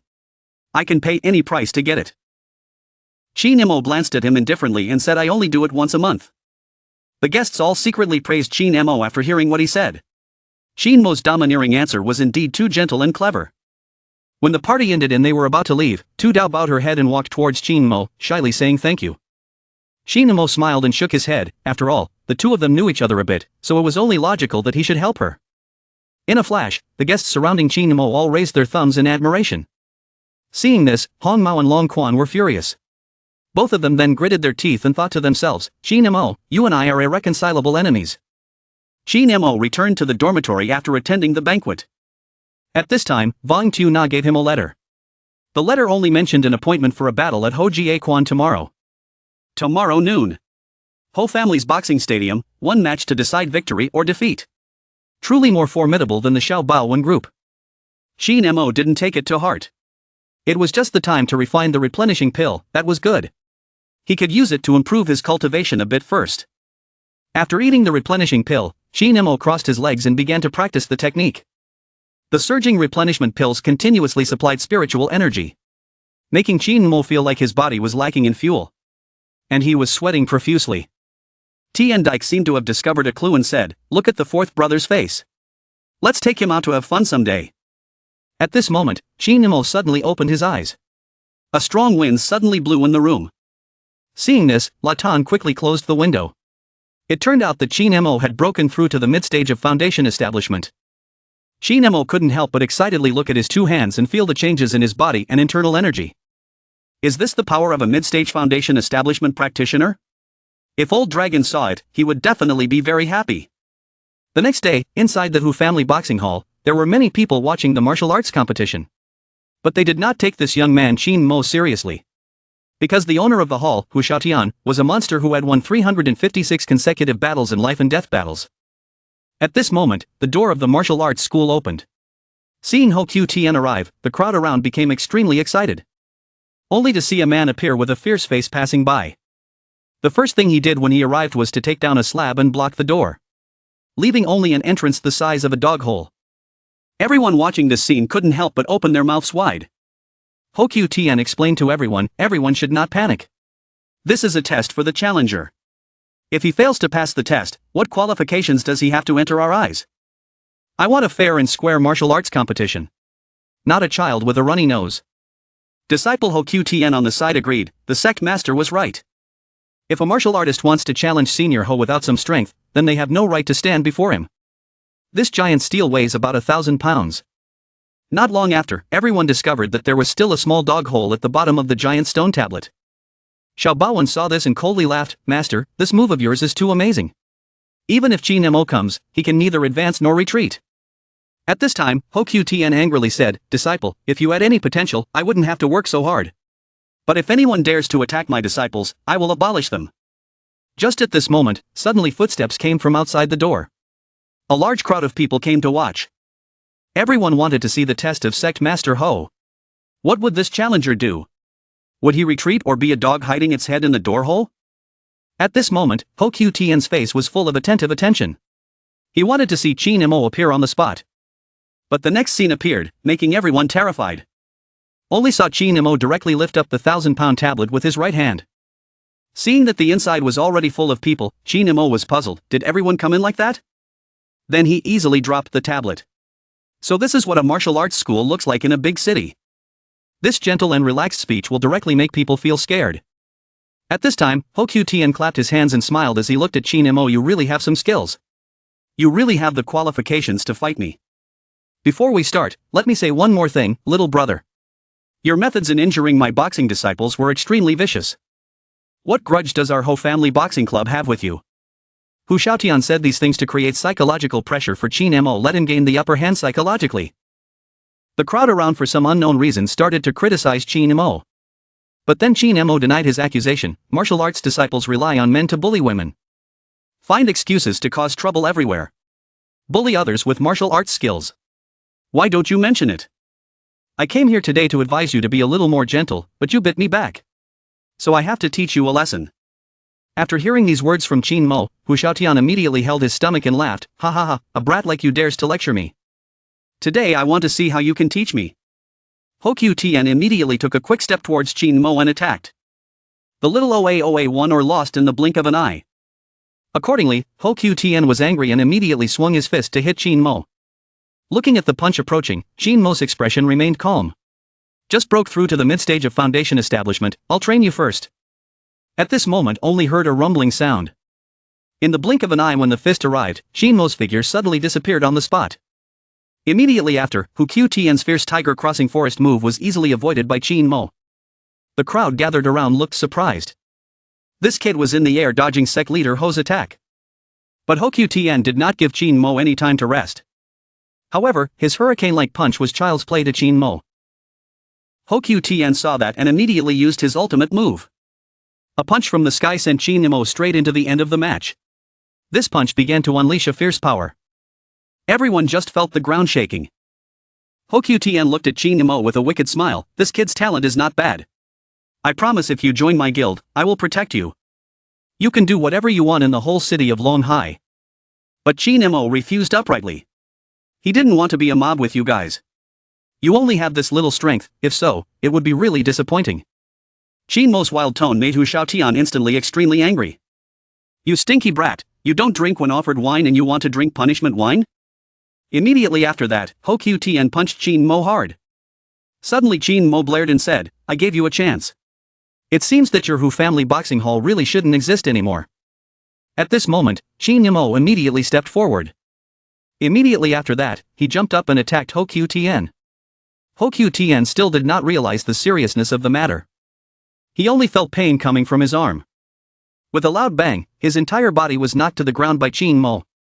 Seeing this, everyone was completely terrified. This was truly too horrible. Unexpectedly, Qin Mo defeated sect leader Ho with just one punch. The master was defeated and even his arm was crippled. At this moment, the entire boxing stadium echoed with Qin Mo's voice. Whoever dares to do bad things like him will have to bear the consequences. At this moment, Hokyu Tien's disciple was so scared that he knelt down on the ground. This is not a martial arts fight but more like a massacre. The scene changes to the next night when Long Jun and Hong Mao find Vong Dai Luke and want to ask him to deal with a student. Vong Dai Luke swore that he would leave it to me. Don't worry, I was at the Ho family boxing hall yesterday watching a match. There was a young man who used a move to instantly kill Hokyu Tien. I immediately learned that move. Ha, then that brat Qin Mo is dead for sure. These words were accidentally heard by Tu Dao who was passing by. Just as Tu Dao wanted to call Qin Mo to inform him, she only heard the phone ringing nearby. But at this time, Qin Mo was already being made difficult by Huang Mao's group. Huang Mao pointed at Qin Mo and said defiantly, I have long seen you upset. Don't even think about surviving to return today.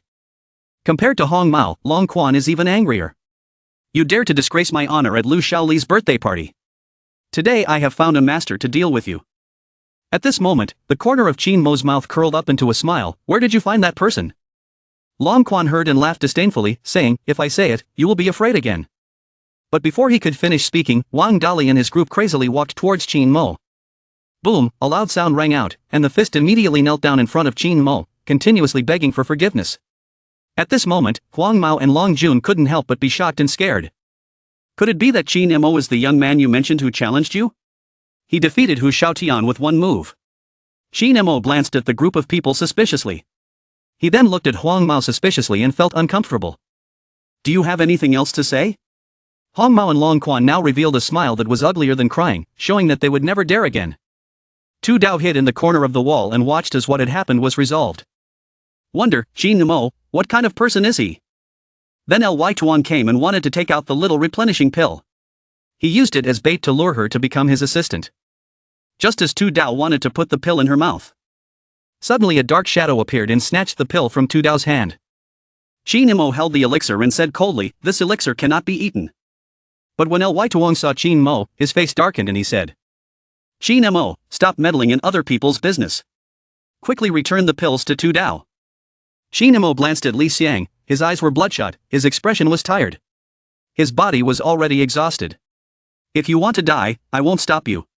But don't implicate Su Dao. Tu Dao got angry after hearing that and went up to get the pill back. You don't need to worry about my business.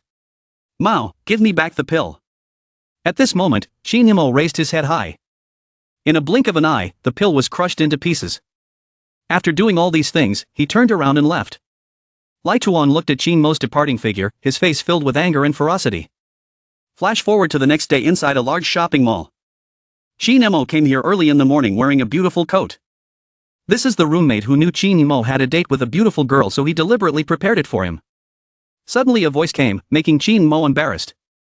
The sandwich stand was quite crowded on weekends, so he had to wait a long time. Tran Yuyan appeared before Qin Mo like a fairy. Let's go in, the movie is about to start.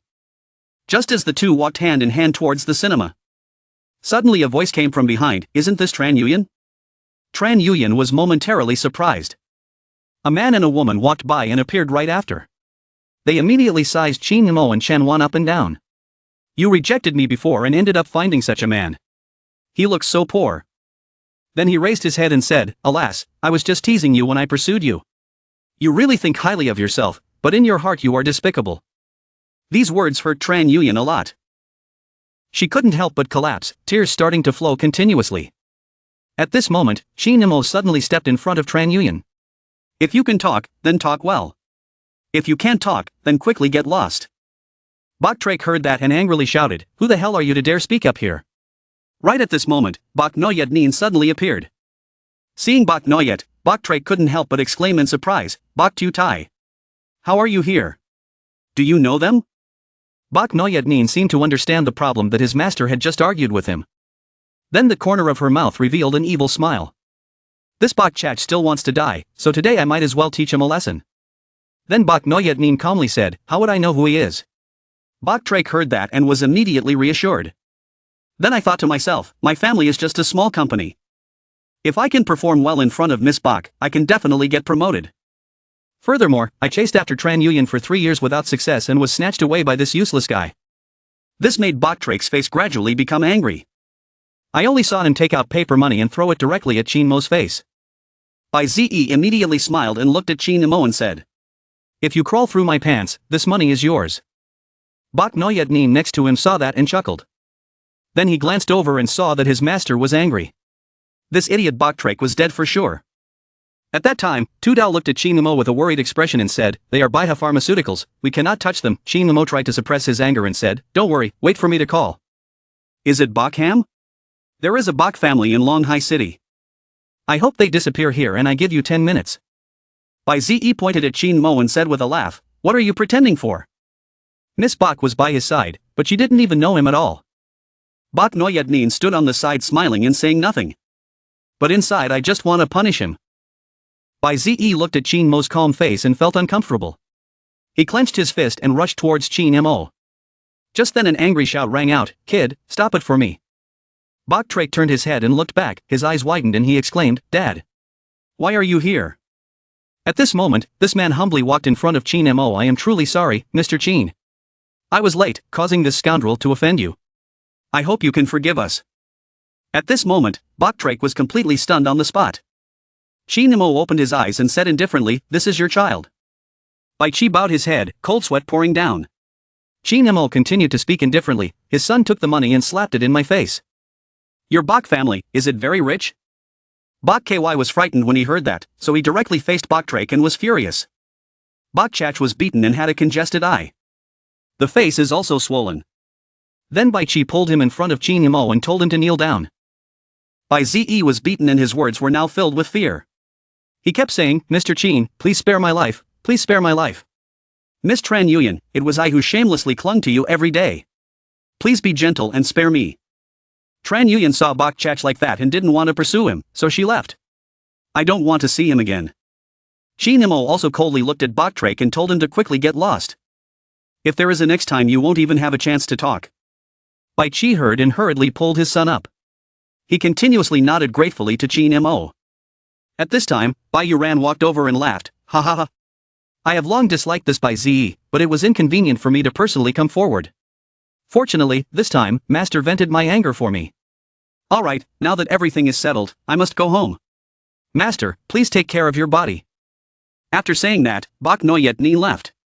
But looking at Tran Yuyan and Qin Mo walking away, laughing and talking happily. Bok Noyet Nin couldn't help but wonder, is that Master's girlfriend? Master has a girlfriend. If my body hadn't turned out like this. Would it be possible to be so lucky? Inside the cinema, men and women hugged each other and cried until they died. Seeing this, Tran Yuyan's tears kept flowing down. But Chin Mo felt that this scene left people speechless. At this moment, Tran Yuyan suddenly looked towards Chin Mo, then her face turned red as she said, "Chin Mo, what do you think of this movie?" At this moment, Chin Mo suddenly remembered what Lac Nai Nai said. Girls all like direct boys. 1,000 points of truth. Before Chen Wan could finish speaking, Chin Mo directly grabbed Chen Wan's small white hand and confessed. But at this moment, something fell out of Chin Mo's pocket. Tran Yuyan saw and could not help but be surprised. Chin Mo was also stunned, not understanding why it was in his pocket. Just like that, a single guy's first date in 18 years was ruined by something that fell out of his pocket. Chin Mo returned to the dormitory room with a tearful face. The three roommates saw Chin Mo returning, they smiled and asked, "How is the situation? Is it that refreshing feeling? Did you put it in my pocket?" "Yes, little brother, calm down. What are you doing?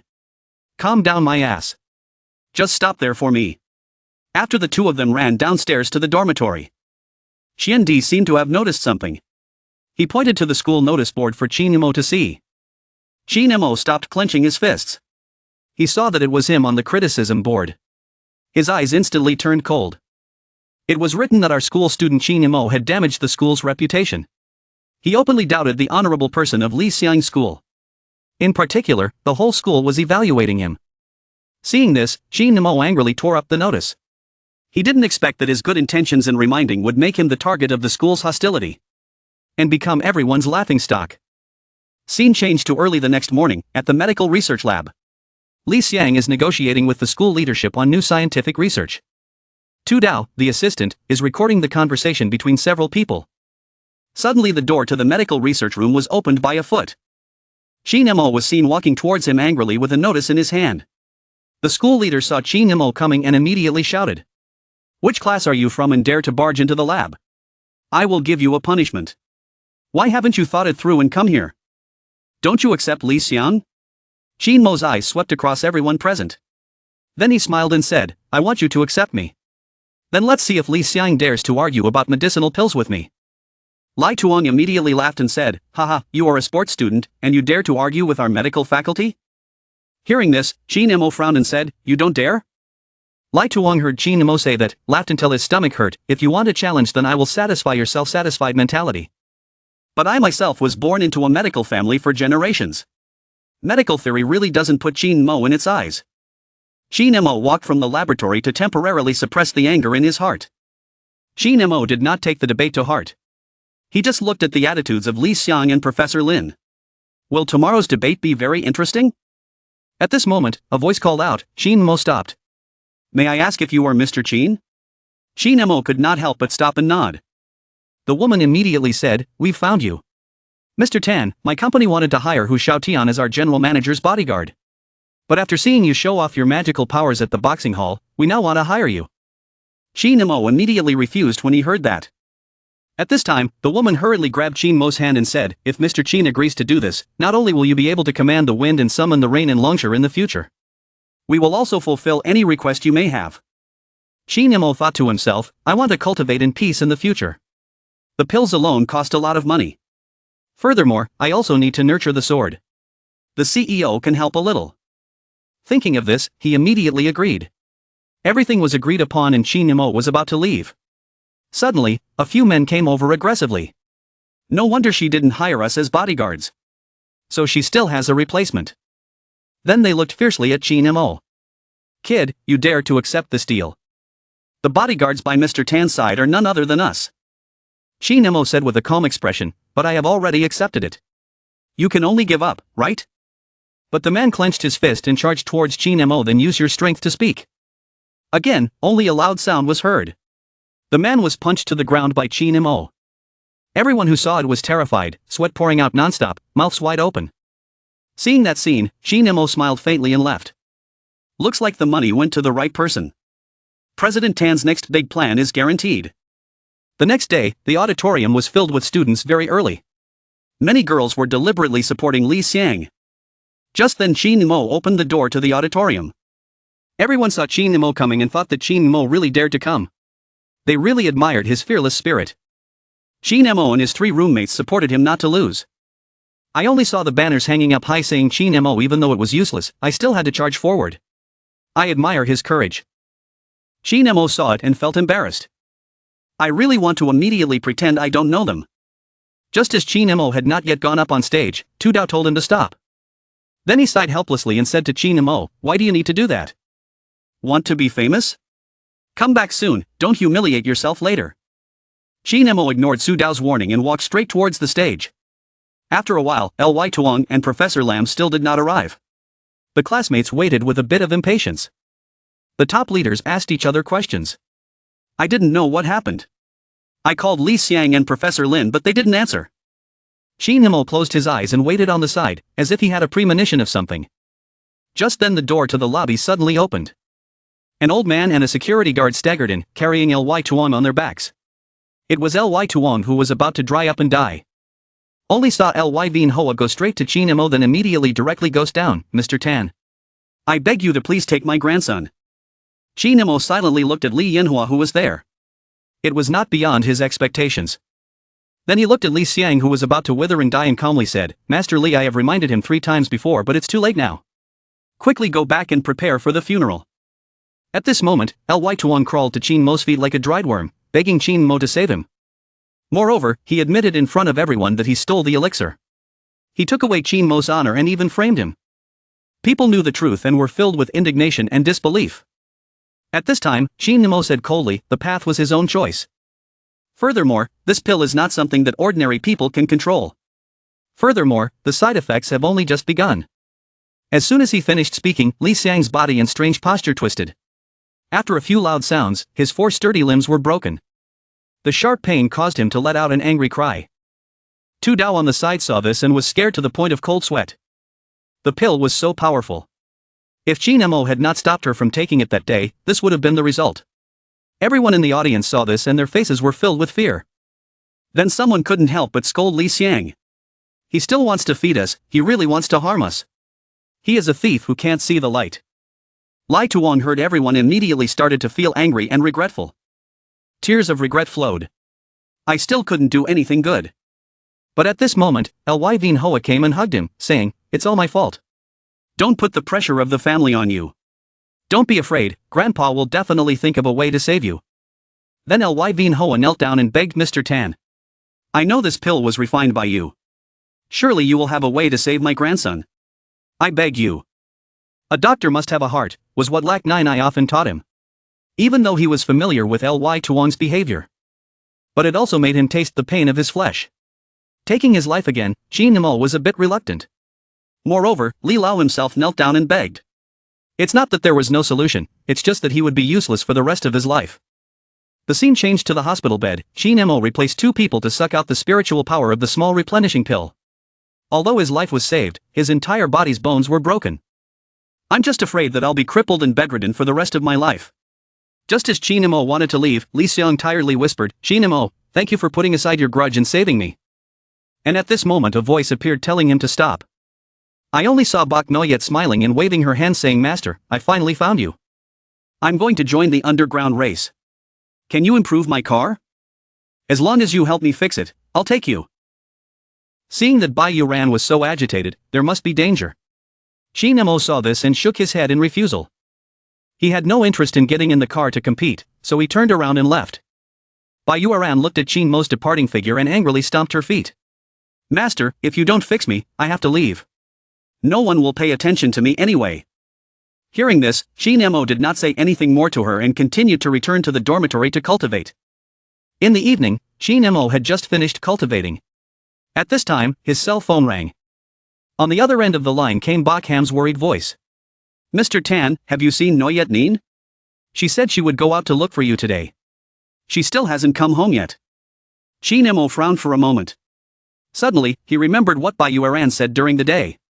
After that, he said he would take Yuran back. Before leaving, he asked Shen Di if he knew where there was an underground racetrack. Seeing Chin Mo's nervous appearance, Shen Di thought for a moment and then said, "It seems like there's a car race on Zanggu Mountain tonight." After knowing the location, Chin Mo immediately ran out.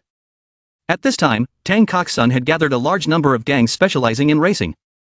Someone at this time asked Tai Thu doubtfully, "How did I remember the car racing at Zangishan Mountain Port? I haven't been this excited for a long time. The man pointed to Bak Noyed Nin on the side. Do you see that girl? Young Master Tai wants her, she refuses to agree. Finally not knowing what to do, said Want to Race. If that girl doesn't get first place, she will have to follow Tai Fu tonight. But the reason why Bak Noyed Nin accepted the competition was because she was afraid of the Tai family being from the underworld. And that Tai family kept pestering her. But Bak Ham did not dare to come forward on her behalf. So Bak Noyed Nin could not stand it anymore and had to resort to this last resort. Bak Noyed Nin and Tai Tam bet that if Bak Noyed Nin wins first place, Tai Tam will not bother her anymore. Bak Noyed Nin still wants to stay at Tang Kok Sun tonight, it must end. If I can't get the top spot, I have to become Tai Tam's girlfriend. Because of Bak Noyed Nin, Tai Tam did not hesitate to spend a large sum of money to invite a person from Hoa Hai province. That person was Duong Duong, the king who had been the top car racing king for 3 consecutive times. When she saw Duong Duong coming, Bak Noyed Nin couldn't help but feel a little regretful. Just then, Shi Nimo suddenly appeared in a Lamborghini. Shi Nimo said that he had heard about the competition and would help her get it. Hearing this, everyone around couldn't help but laugh at him. He really didn't know his own limits. What did he use to get first place? He relied on that crappy Lamborghini. At least it had to be a McLaren P1. He drove this car like it was a car. Yang Yang next to him heard and laughed, "Little brat, do you know who I am? You dare to say in front of me that you want to get first place?" Shin Mo's expression was indifferent. No matter who you are, the winner is still me, Shin Mo. But Yang Yang, as the crown prince of Hua Hai, naturally did not put this brat Shin Mo in his eyes. Tai Tam standing next to him saw this and angrily said to the bodyguard beside him, "Find out who this kid is?" With a whistle, the speedway race at Tang Kok Sun officially began. As an amateur athlete can run 30 seconds ahead. At this moment, the bodyguard in the surveillance room gave Shin Mo's information. Is he just an orphan? I thought he was a nouveau riche in Longcheng. Then I'm relieved. Win also makes him unbearable. At the same time as this, Shin Mo and Yang Yang's cars, one in front and one behind, were racing on the track. Seeing Shin Mo being surpassed by him, Yang Yang made a dirty hand gesture towards him. At this time, Tan Mak in the car had a meaningful smile. Immediately after that, he pressed the accelerator pedal to the bottom. Only saw the pair of cars Shin Mo drove spew out a stream of flames. Everyone was scared stiff. Was it a fire-breathing acceleration? This was definitely not an ordinary Lamborghini. Immediately after that, Tai Tam took out his walkie-talkie and ordered Duong Duong to get past Shin Mo, otherwise, he would not be able to hang around in Long T in the future. Receiving the order, Duong Duong immediately stepped on the gas and started accelerating. But the next second, Shin Mo directly let Duong Duong breathe smoke. Everyone saw Shin Mo's actions and their eyes widened. The 3-time champion Yan Yan was just lost just like that. What kind of person is this Shin Mo? Right now, the only one who can suppress Bai Yuran is Shin Mo. Bak Noyed Nin was very happy after seeing this. Tai Tam in the monitoring room was so angry that he gritted his teeth and prepared to attack Shin Mo. But at this moment, Shin Mo's Lamborghini surpassed Bai Yuran. Bak Noyed Nin saw that and said, "Master, if you take the number 1 position, then I will lose." Tai Tam excitedly looked at the screen and couldn't help but feel excited, so he stood up. As long as Shin Mo gets first place, he can still rely on the bet with Bai Yuran to stay together. Shin Mo, please slow down, slow down. It was my fault for letting Bak Trake mock you earlier. Bai Yuran immediately realized and cried to Shin Mo that she was wrong. My master also did not dare anymore. I begged master to slow down. Seeing Lamborghini's victory in sight. At this moment, Tai Tam was so excited that he was about to jump up with joy. Suddenly Shin Mo stepped on the brakes. This caused Bai Yuran's Ferrari to cross the finish line first. Tai Tam, who was still excited just now had a pale face and said that Shin Mo must have done it on purpose and he wanted to kill Shin Mo. Bai Yuran then happily jumped off the motorbike, holding Shin Mo in her arms and saying that he was the best. Just as Shin Mo wanted to take Bai Yuran and leave, a cold voice suddenly appeared not far away. Today, the two of them could not leave. At this moment, Tai Tam coldly walked over with a group of juniors. The people around saw them and couldn't help but take a few steps back in fear. Seeing that, Bak Noyed Nin did not hesitate to stand up and excitedly shouted, "I won first place. So you should abide by this competition agreement and be a baboon in this Taingu mountain." But Tai Tam heard and coldly laughed and said, "This is my territory. It is not Bak Noyed Nin's turn to be in charge. No one can leave today." Shin Mo coldly glanced and said, "What if I don't listen?" Just saw Tai Tam's face reveal a cruel growl, "I will beat you to death." Shin Mo immediately took Bai Yuran and protected her behind him. Then he smiled and looked at Tai Tam and continued, "My life is right here. Just see if you have the ability, then come and take it. After hearing that, Tai Tam angrily pointed at Chin Mo and said, kill him and he will be responsible for what happened here. Hearing that, his juniors immediately charged towards Chin Mo with sticks in hand. Just hearing a few loud explosions, less than a moment later, more than 10 juniors fell at Chin Mo's feet. At this time, the people around were all stunned because he was as strong as a monster. Bak Noyadnin was in the car and said through the window, Master is really amazing. Hearing Bak Noyadnin's compliments made Tai Tam extremely angry. He immediately aimed the gun at Chin Mo's brain. Even though he was standing in front of a gun right in front of him, Chin Mo said fearlessly, if you can, then shoot. Tai Tam heard and his forehead couldn't help but break out in cold sweat. Even in the most desperate situation, he did not want to take out his weapon. This was completely different from what he had thought. Chin Mo did not kneel down to beg for forgiveness but instead encouraged him to shoot quickly. Tai Tam then angrily grabbed the grass and shot it at Chin Mo. Chin Mo saw this and his pupils suddenly shrank. At this moment, he immediately gathered his spiritual power into the palm of his hand. Empty hand squeezes the void. Then he slowly let go, causing the bullet in his hand to fall to the ground. As a Foundation Establishment stage practitioner, ordinary bullets basically cannot injure Chin Mo. At this moment, Tai Tam looked at the bullet falling down and his whole body seemed to have lost all strength and he knelt on the ground. Facing Chin Mo who was walking step by step, he no longer had the same momentum as before. Mouth continuously begged Chin Mo to spare his life. Chin Mo grabbed Tai Tam's collar and said, didn't you say you were going to kill me? And at this time at the Tai family villa, Tai Hanan sat in the room watching a video of Chin Mo's image. The more he looked, the more his eyebrows furrowed as he thought to himself, this kid is too strong. He absolutely cannot provoke him, he can only flatter him. Tai Hanan then made up his mind that if he had the chance, he would definitely visit this young man. Just then, two guards suddenly opened the door and said something was wrong. Something happened to young Master Tai at Tangkok Mountain. Tai Hanan heard this and his face instantly darkened. Whoever is in a hurry in long tea to touch my son really doesn't want to live anymore. At this time in Tanggu Mountain, Chin Mo was sitting on the roof of the Lamborghini. The other guy, Kai Shun, was trampled underfoot, his face bruised. At this moment, the car lights illuminated the entire Tangkok Mountain. Tai Han's son got out of the car and coldly said, you didn't even ask who his father was and yet you dare to touch my son. Bak Noyadnin beside could not help but become tense. Because everyone knows that in Long Tan, with Tai Hanan's identity, it would be very easy to destroy someone. Tai Tam saw his father coming and couldn't help but say excitedly, let me go quickly. My father is here, so you're dead for sure, but Chin Mo still sat silently in the car. The foot that kicked Tai Tam became even stronger. Tai Hanan saw Chin Mo move his foot and his face turned purple with anger. He immediately looked at his subordinates on the side and said, go and cripple him for me. Only saw the subordinates full of murderous intent walking towards Chin Mo. But after the two people saw Chin Mo's face clearly, they were so scared that they were stunned on the spot. Cold sweat on the face involuntarily flowed down. It was like seeing a ghost. Every second, every minute, I bowed my head to Chin Mo in front of everyone. This is all a misunderstanding, please forgive me, Mr. Chin. The onlookers were stunned by the scene and didn't understand what the hell was going on. The president was about to make a move. But he immediately became respectful like a servant. Turning the car around like this was too fast. At this time, Chin Mo said solemnly, his son lost the competition with everyone, but was still sly and fickle. How do you think I should handle this?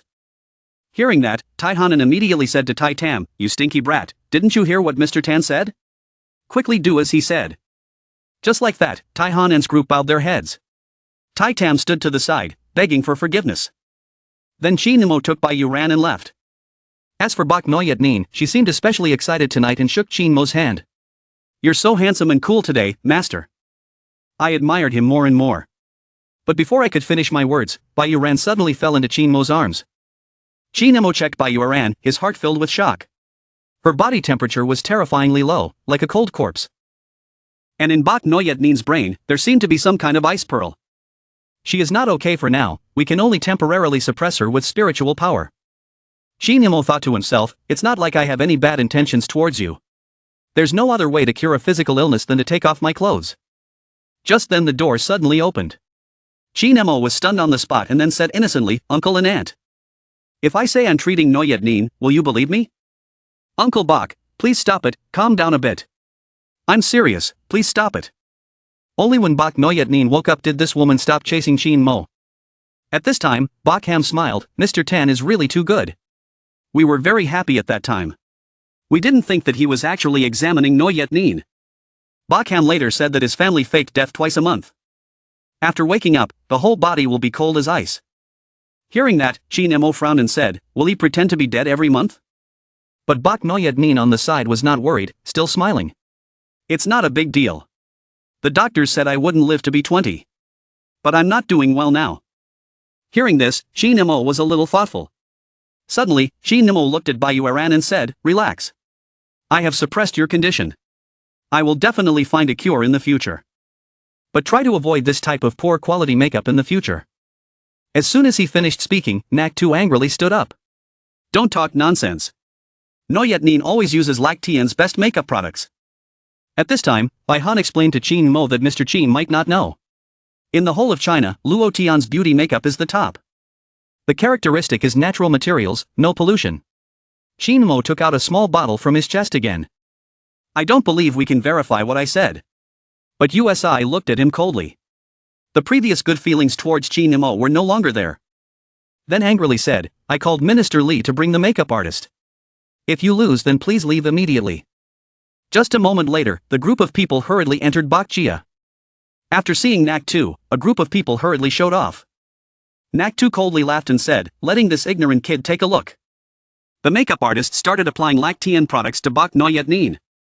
The face still passed the test, showing that the toxic substances in Lac Tian cosmetics were only 0.2. Such low specs make Lac Tian stand out from the big brands. USI looked at Qin Mo arrogantly and said he had great confidence in his family's products. At this moment, Qin Mo only opened a bottle. Then he dropped a drop of water on No Yet Neen's forehead. Bak No Yet Neen suddenly felt a warmth that made every pore close, like a newborn baby. Tested by the tester, the quality of toxic substances is shown as 0. Nak-tu heard and could not help but be surprised. The essence of nature is non-toxic and harmless. It can also instantly make the face white and shiny. It simply goes perfectly with all kinds of makeup. There is such divine water in this world. If I can work with it, it will create an unimaginable force. Just as Qin Mo wanted to leave, USI called him to stop. Mr. Tan, such a good product, don't you want to mass produce it? Our company can provide you with this platform. But Qin Mo laughed and refused after hearing this. USI saw this and instantly became angry. Can I just beg you? Please cooperate with us. I will give you 70% of the sales profit. Bak No Yet Neen ate the apple, patted Bakham's shoulder and said, Dad, do you see? That's what a real man is. If you had half of my master's abilities, I wouldn't have divorced you that year. Bakham heard and was so angry that he could not speak. Seeing that USI was about to kneel down, Qin Mo thought. Cultivation by oneself also required a large amount of money. With this 70% profit, it also meant that there would be a continuous flow of capital. So he decided to agree. The scene changed just as Qin Mo left the Bai family. Suddenly, a man's voice came from behind. Honey, I want to confess to you. Qin Mo couldn't help but feel bewildered after hearing this. Could it be the male fan that the medical review 2 days ago obtained? I only saw a fat man reciting poetry with a fresh face. Your dear face is so attractive. I will use my thick lips to kiss your forehead. With my banana-sized hand, I will lead you running towards the sunset. The fat tiger is so drunk on his poetry that he can't control himself. Qin Mo heard and immediately sweat covered his forehead. The fat man saw Qin Mo stop in place and instinctively thought that Qin Mo was moved by his poem. Then he was excited as if he had met a soulmate.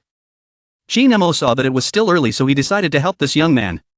He personally wrote a poem to confess to him. But the young man's expression was not very amused. He directly snatched it from Qin Mo's hand and said, What the hell did you write? Just looking at it, you can tell that the writing is not meaningful. You look like you're from the sports department, so you must know Qin Mo, right? Qin Mo was momentarily stunned on the spot. This wasn't a love poem written for me, was it? Did I want to report him? But at this moment, the young man shouted excitedly, You tell that guy surnamed Qin. Tell him that my fat tiger will definitely defeat him at the school sports festival. Only a strong person like me is both literary and martial. Only then is he worthy of having a goddess. Qin Mo thought to himself, is this probably the legendary dreamy boy?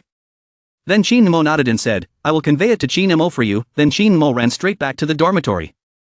After returning, he saw several people with gloomy faces. Qin Mo asked suspiciously, What happened? Are you too busy to read the news? The school sports meet is about to start. The homeroom teacher is threatening us with our scores to get first place. The key is that Ly Tai has returned. We are definitely being mistreated by that Ly Tai. Hearing this, Chi Nemo thought to himself, could it be that the fat guy just recited poetry with me? At this time, Chen Di said that this time Chi Nemo would be targeted. Li Tai was originally a star student in the sports department and also a national-level athlete.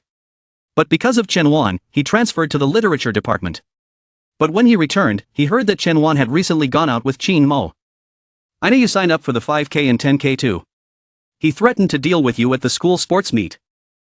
Scene change, early the next morning, the school sports festival officially began. Qian Di and his group placed all their hopes on Qin Mo at this time. Huang Mao behind them had a smug expression on his face. Li Tai was always the first place every year. His group hoped that Qin Mo could not win. Just then Tu Dao walked by with the little dog in her arms. Today she wanted to come along, so I brought her to see you. That will cheer you up, Qin Mo, today. Tu Dao's appearance made a group of male friends jealous. Especially the jealous Huang Mao group, their faces turned green. With the official start of the school sports festival, Li Tai is a student sports star, responsible for speaking as student representative. First is to say a long speech. Li Tai suddenly stood up and shouted loudly. Today in such a big hall, I want to confess to my beloved goddess, Tran Yuyan. Tran Yuyan in the audience heard and her face turned pale. She wished she could immediately find a gap to crawl into. But the atmosphere of the whole school was completely burned by Ly Tai. Only Ly Tai in the stands affectionately said that her face was very attractive. I hope I will kiss Tran Yuyan's face with my thick lips. This made the audience in the stands laugh out loud. What the hell kind of love poem are you reading? It's okay, I still have a backup. I can never let you down.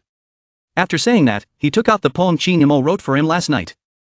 Then read aloud and say it's the sadness of a lonely autumn, say it's the nostalgia of a distant sea, if someone asks me about my troubles. I dare not say your name. Looking at Ly Tai's face, he was also filled with joy. The girl under the stage instantly transformed into a little girl. Even Tran Yuyan's heart was in turmoil. She didn't like Ly Tai. But she was very touched by the poem. She couldn't believe that this poem was actually written by Ly Tai. Li Tai was so moved that he couldn't help but look at the last line. According to the reading, it was written by Qin Mo. Everyone below the stage was stunned. What, did Qin Mo write it? Is Qin Mo confessing to Tran Yuyan? After a moment of silence, the entire stage exploded under the stands. But Tu Dao on the side clenched her fists. She mustered up all her courage to cheer for Qin Mo and brought him a puppy. Qin Mo, this bastard is flirting with Tran Yuyan. At this moment, Tran Yuyan looked at Qin Mo from afar and couldn't help but blush. At this moment, Chen Di showed his admiration for Qin Mo. Fourth brother, you are very good, you even made your love rival read love poems for you. But at this moment, Ly Tai's face on the podium had darkened. Holding the microphone, he loudly scolded Qin Mo. The confession that he had carefully planned was all taken away by Qin Mo. Damn Qin Mo, I will declare war on you. First is the 5 kilometers category. Li Tai gritted his teeth and looked at Qin Mo and said. You trash, if I don't get 3 laps ahead of you today, I'll kneel down and eat shit. Qin Mo asked in frustration, do you like eating shit? Li Tai heard and angrily shouted, I will eat your head, I said I lost and then I will eat. At this moment the gun command rang out. But at this moment, Qin Mo used a 100-meter sprint speed to rush out of the crowd. In the blink of an eye, he had already widened the distance between them. Li Tai laughed disdainfully. There was no way someone could run a long distance and accelerate from the start. That Qin Mo was indeed a rookie. Even the national team coach on the chairman's chair felt that Qin Mo would definitely be exhausted and lie down in less than 10 seconds. But 2 minutes had passed and Qin Mo had no intention of slowing down and still maintained an extremely fast speed. The coach in the stands was shocked when he spoke. Just now he dared to affirm that he would fall to the ground, but he didn't expect him to have such strength. Li Tai now began to doubt human life. Is this Qin Mo still human? Isn't he the reincarnation of a wild animal? However, no matter how crazy he was running, it couldn't change the fact that Qin Mo was gradually getting closer to his destination. In the end, Qin Mo set a trap for Li Tai. When passing by Ly Tai, he did not forget to pat Ly Tai's forehead. He watched Qin Mo run further and further away. Li Tai shouted angrily, Qin Mo, stop. You dare hit my head. Qin Mo continued to speed up and run 3 laps past Li Tai. He repeated what he said before the match started. Qin Mo always had a little dog running with him beside him. It had also run past Li Tai 3 times in a row. Finally, Qin Mo smoothly crossed the finish line and achieved first place. The atmosphere at this moment was extremely lively. The whole school could not help but stand up and applaud. Tran Yuyan and Tu Dao saw the scene and secretly felt happy. Lai Tai, on the other hand, wondered why Qin Mo ran 5 kilometers as if nothing had happened. Seeing this scene, Ly Tai was so angry that he directly vomited blood. At this moment, the national team coach hurriedly ran to Qin Mo. "This is the first time in my life that I have met someone like you. Please join our national team. I will directly put you in a team." This is the dream that Ly Tai has been pursuing for 2 years. But Qin Mo was not interested in this at all, so he directly refused with a smile. "I will go run 10,000 m now." Lai Tai was being carried back to the hospital on a stretcher, silently clenching his fists and thinking, is that Qin Mo still human? Qin Mo, you wait for me. I will definitely remember this hatred. I want you to never be able to raise your head again. The scene changes to a celebration party held a few days after the school sports meet ends. Everyone congratulated Qin Mo on getting first place. Lai Tai rested for a few days and his complexion improved a lot. But after seeing Qin Mo, he couldn't help but clench his fists. The reason why Li Tai came to attend an anniversary party was to let Qin Mo know the distance between the two. Just then, the door of the karaoke room was suddenly pushed open. Everyone who looked over was stunned. I only saw Tran Yuyan wearing a belted dress that matched her graceful figure. Under the dim light, she looked very charming. Seeing Tran Yuyan, Ly Tai could not wait any longer and hurriedly stood up to welcome her. But just as he was about to pull Tran Yuyan's hand, Tran Yuyan quickly pushed his hand away. Then went straight to Qin Mo's side. At this time, Tran Yuyan sat down with a red face. Tran Yuyan said, "Everyone will congratulate you, so I came." Just then, Ly Tai suddenly stood up and spoke. Everyone was silent. "Today, in front of everyone, I will present a gift to Goddess Tran Yuyan." After saying that, Ly Tai took out a drop of water from his pocket. My female classmates immediately recognized this makeup product. This is the latest makeup product from Lac Tien and the pre-sale price is 500,000. Qin Mo looked at the box again and frowned. He had warned Li Mei not to reveal the product before it was released. But now it had appeared here. Li Tai was even more pleased with the praise he received. He just wanted to let Qin Mo know the gap between the two of them, so that Qin Mo would let Tran Yuyan go.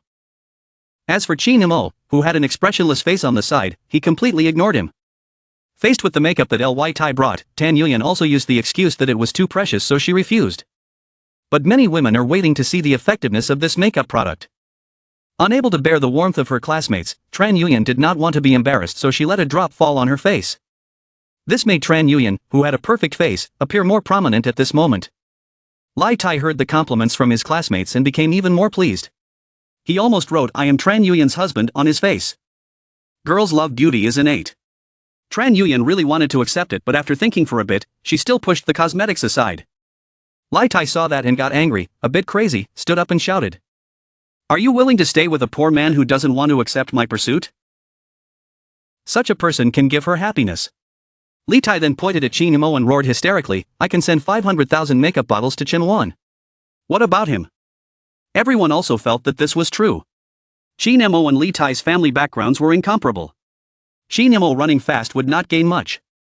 At this moment, only a few people, Gen D, understood what kind of person Qin Mo really was. Qin Mo could drive a Lamborghini Grand Blue. How could he be a poor person? Qin Mo sat in the corner and said coldly, "I will give Tran Yuyan this makeup product and a car." Lai Tai heard that and immediately laughed haha. Only to see that at this time, Qin Mo directly made a phone call. "Someone bought my makeup before it was sold. I need you to explain it to me in person. I'm in room 304 of the KTV area. While you're here, get a few more boxes." While everyone was looking at Qin Mo and talking loudly, the door of the KTV was suddenly pushed open. Mr. Qin, was late. When Li Tai saw who had come, the smile on his face instantly disappeared. "Mom, why are you here?" "Okay, what the hell is this? I wonder why the makeup products in the house are nowhere to be found. I got scolded by Mr. Tan. It turns out that it was a good deed you did. See if I kill you today?" After saying that, she took off her high heels and turned towards Li Tai. It was a madness. Then she hurriedly carried Li Tai to Qin Mo to apologize. "Mr. Tan, you want makeup products, I bring them to you." But Ly Tai saw that and was not happy, saying, "Based on what can mother give him, but cannot give to you? You are mother's biological son." Who would have thought that Ly Tai would be slapped by his mother and asked, "Are you stupid? Mr. Qin is the creator of this makeup product, one sentence can produce, do you know?" Just now, while he was mocking Chin Mo, his classmates all revealed strange looks. But Chin Mo felt that these 3 boxes were really too little. After hearing that, Li Mei quickly told Mr. Chin not to be in a hurry. Wait until the official sales will directly send you a truck. After saying that, he carried Ly Tai out the door and said, Mr. Tan, have fun. I will come back and educate my son again. At this moment, Tu Dao suddenly called Chin Mo. The day after tomorrow we have important guests coming to our house. My mother wants you to stay home and help cook. Tran Yuyan watched everything from the side and felt a surge of jealousy in her heart. What is the relationship between Chin Mo and Tu Dao? After the anniversary dinner ended, Chin Mo took Chen Wan home. By the way, I want to explain the misunderstanding of the last date. Tran Yuyan's face turned red as she said, I understand, I know what you want but I want to wait until later. Chin Mo was shocked after hearing this because this misunderstanding was even bigger. The next afternoon, Chin Mo went to the Tu family. Auntie Jiang saw Chin Mo and hugged him. You came back early without saying a word so I could cook more rice. Chin Mo smiled and said, it's okay, Auntie Jiang. I've already eaten. But at this moment, Tu Duk shouted from the side, since you're here, why are you talking so much nonsense? Today we have to invite distinguished guests. Chin Mo smiled and said nothing. Then he quickly went into the kitchen to help An Tuong. But after a while, a plate of fruit fell in front of Chin Mo. How do you wash this fruit? Can't you see such a big stain on it? But Chin Mo glanced at them. He didn't say anything. Tu Duk saw this and directly said, what's your attitude? Not only is he clumsy, he won't even apologize. Chin Mo, let me tell you, wasn't it because our family helped you get into Huahai University? Stop showing me that ugly face. At this moment, Chin Mo's eyes showed murderous intent, but Tu Duk spoke even more aggressively, and even dared to glare at me. Watch me beat you to death. Tu Dao beside could not bear to watch anymore so she pulled her father's hand back. And said stop talking. I will help Chin Mo do it together. But Tu Duk pulled his daughter out of the kitchen. Then he said, this is where you come in. You still have to meet Uncle Bok's son and don't get your clothes dirty. Then Tu Duk pointed fiercely at Chin Mo and said, let him do it alone today. At this moment, Chin Mo breathed heavily. Because since childhood, he had never felt such grievances. Thinking back, seeing how An Tuong had traveled all over China to find him, Chin Mo tried to hold back. After Chin Mo adjusted his mood, he said to Auntie Jiang who was following him from behind. It's okay, leave it to me. After a while the doorbell rang. Everyone from the Tu family, including Dr. Liu, quickly stood up to welcome them. Bok Ky asked without any courtesy, is the food ready yet, because I have something to do later. Tu Duk heard and hurriedly went to the kitchen to say that the guests have arrived. You hurry up for me. At the dining table, Tu Duk was about to flatter Bok Ky but was stopped by him. Don't talk about work while we're eating. But at this moment, Bok Drake stared at Tu Dao and said, if I can let this young lady follow me, then this matter is not beyond negotiation. At this moment, Chin Mo brought food to the dining table. The alluring aroma directly made the Bai family father and son slow down. From the food, they could even understand the Confucianism and Taoist philosophy.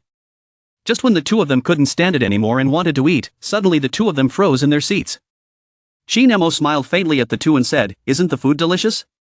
At this moment, Bai Chi and his father saw Chin Mo and were immediately shocked and shouted loudly, Mr. Chin, why are you here? The people from Germany were stunned by Mr. Tan's actions. General Bok called this kid Immortal Tan. Chin Mo smiled faintly as he looked at the Bai family father and son. Someone asked me to come cook for the two of them. The Bok family father and son were so scared that their legs went weak after hearing this. Bai Chi smiled bitterly, Tan Xian Xian, if I know someone dares to cook on the wrong day, then we absolutely won't dare come eat. Chin Mo smiled again and asked the two to sit down. But in his heart he thought. If he had known it was these two, wouldn't it have been faster to say it directly? Seeing that Chin Mo was not angry, the two of them dared to sit down.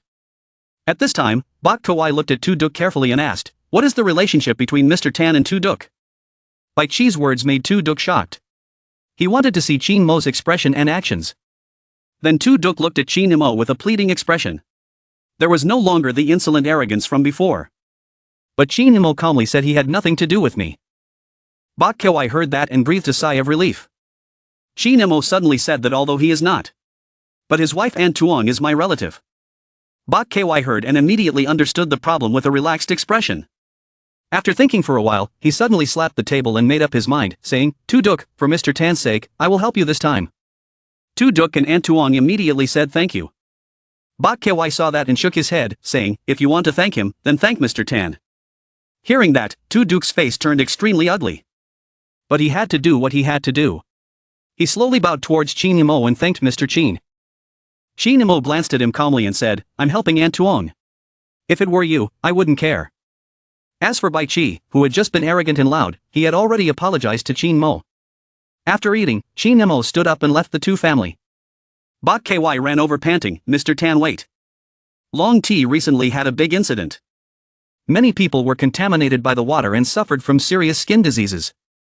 But we don't have medicine in Long Tan.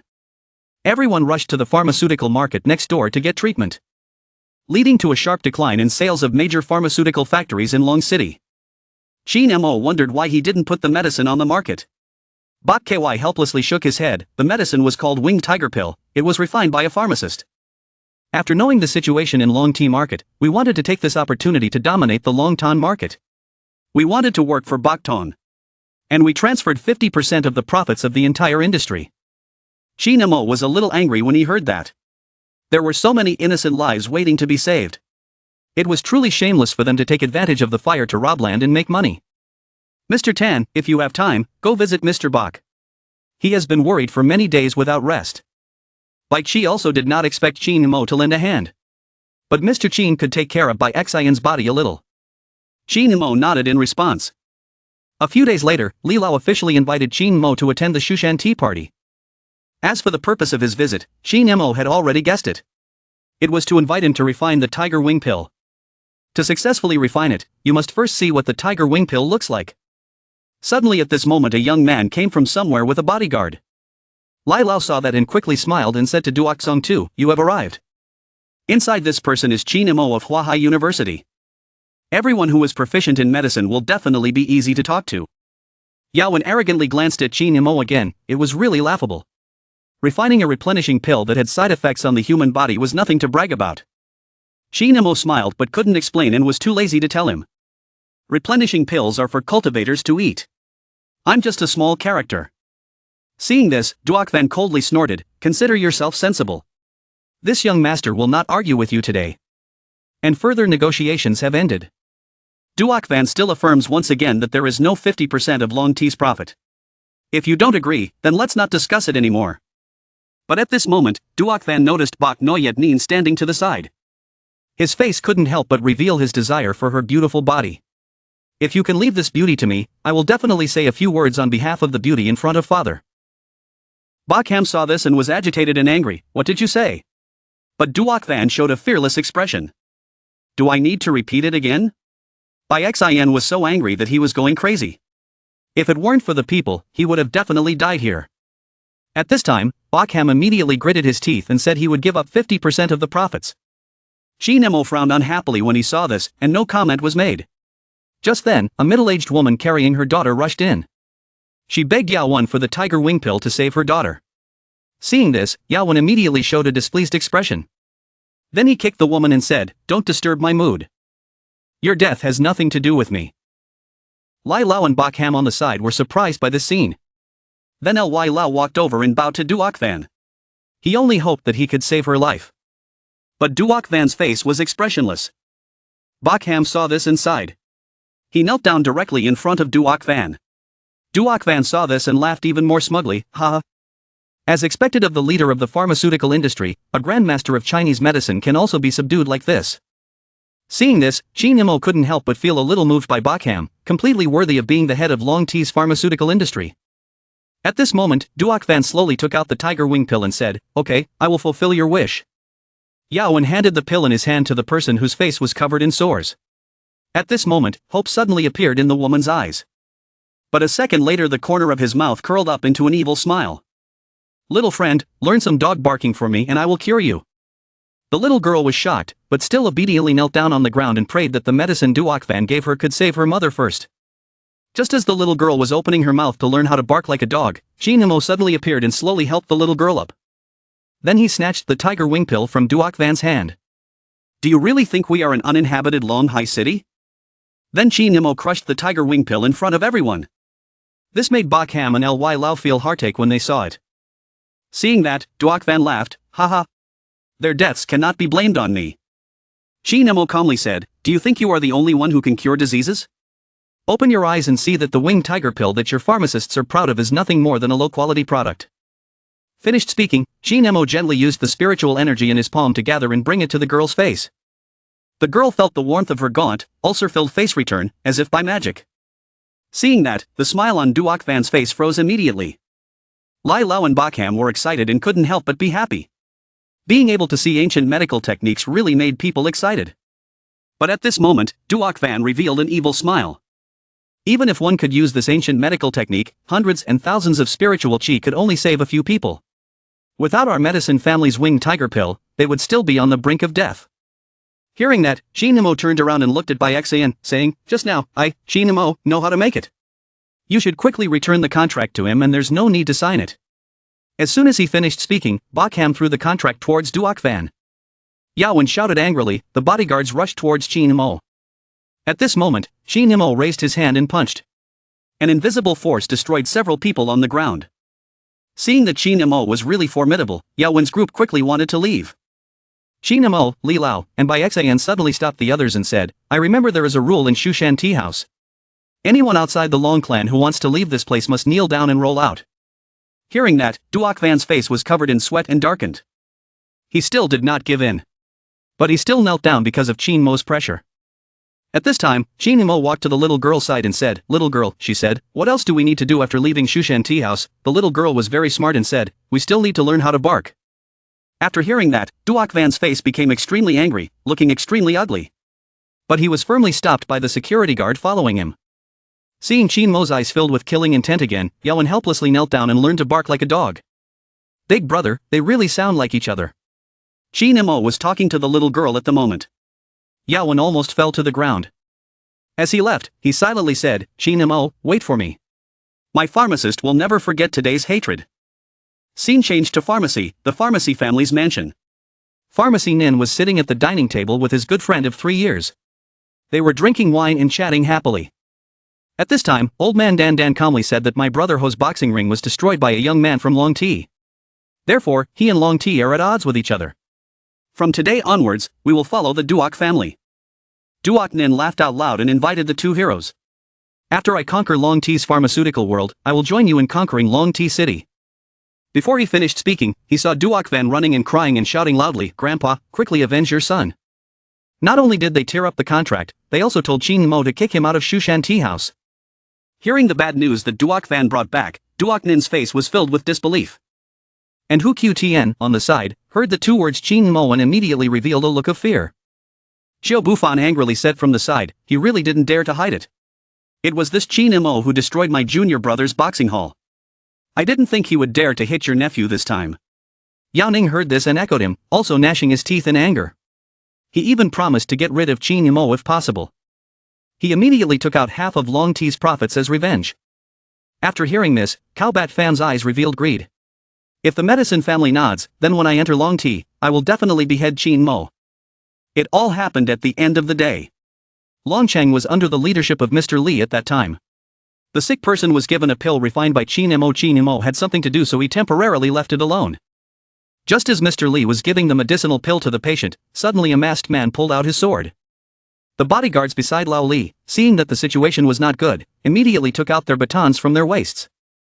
But everyone was no match for him. And a bag containing medicinal pills was also snatched away by someone. The curtain fell down, revealing the portrait of the person who came. It was Cowbat Fam. Hundreds of patients behind anxiously shouted to return the elixir to us. It was the medicine that saved my child's life. But Xiao Bufan didn't move and said, "If you want to get the pills back, quickly call Shin Mo here. Otherwise, all of these pills will be destroyed by me today." But the hundreds of patients did not want to betray Shin Mo. Then some people rushed towards Xiao Bufan. They wanted to snatch the pills from his hands. Only to see Cowbat Fam suddenly raise his sword and slash. The long sword in his hand drew a line. The young men who were leading the charge were all injured in the arm and fell to the ground in pain. At this moment, a voice came from the crowd and stopped. Shin Mo looked towards Xiao Bufan. On the high platform, he calmly said, "Are you looking for me?" Cowbat Fam did not think that Shin Mo was so young. "Today, I, Xiao Bufan, will take your dog's life." Shin Mo, seeing this, was not angry but instead showed a look of joy. He did not think that he would still meet a swordsman in Longshire. The sword he had nurtured for a long time finally came in handy. Qin Mo shouted loudly. Long Han Jian came quickly. Qin Mo just finished speaking. A sword with a dragon soul suddenly appeared. The two swords clashed violently and made a loud noise. Cowbat Pham could not help but be terrified. It was a spiritual sword. Qiu Bufan is a natural sword master. Weapons in the world are divided into two types. One type is refined and manufactured. Another type is naturally born from heaven and earth. It is naturally nurtured and is called spiritual martial art. What Qin Mo held in his hand was clearly an extremely rare spiritual symbol. Qiu Bufan's eyes revealed a look of greed. As long as he killed Qin Mo, that sword would be his. Then Qiu Bufan once again charged towards Qin Mo. But Qin Mo's eyes were filled with disappointment at this move. Qiu Bufan's thoughts appeared in his eyes. Qin Mo had already used his sword technique to injure him. Following that, a loud noise rang out. The silver-white long sword in Qiu Bufan's hand broke and fell to the ground. Looking at the sword in his hand, Qiu Bufan's body couldn't help but tremble. At this moment, Qin Mo's voice rang out. A sword master without a sword had no need to fight anymore. This battle, Cowbat Pham felt that this was the humiliation that Qin Mo had brought to him.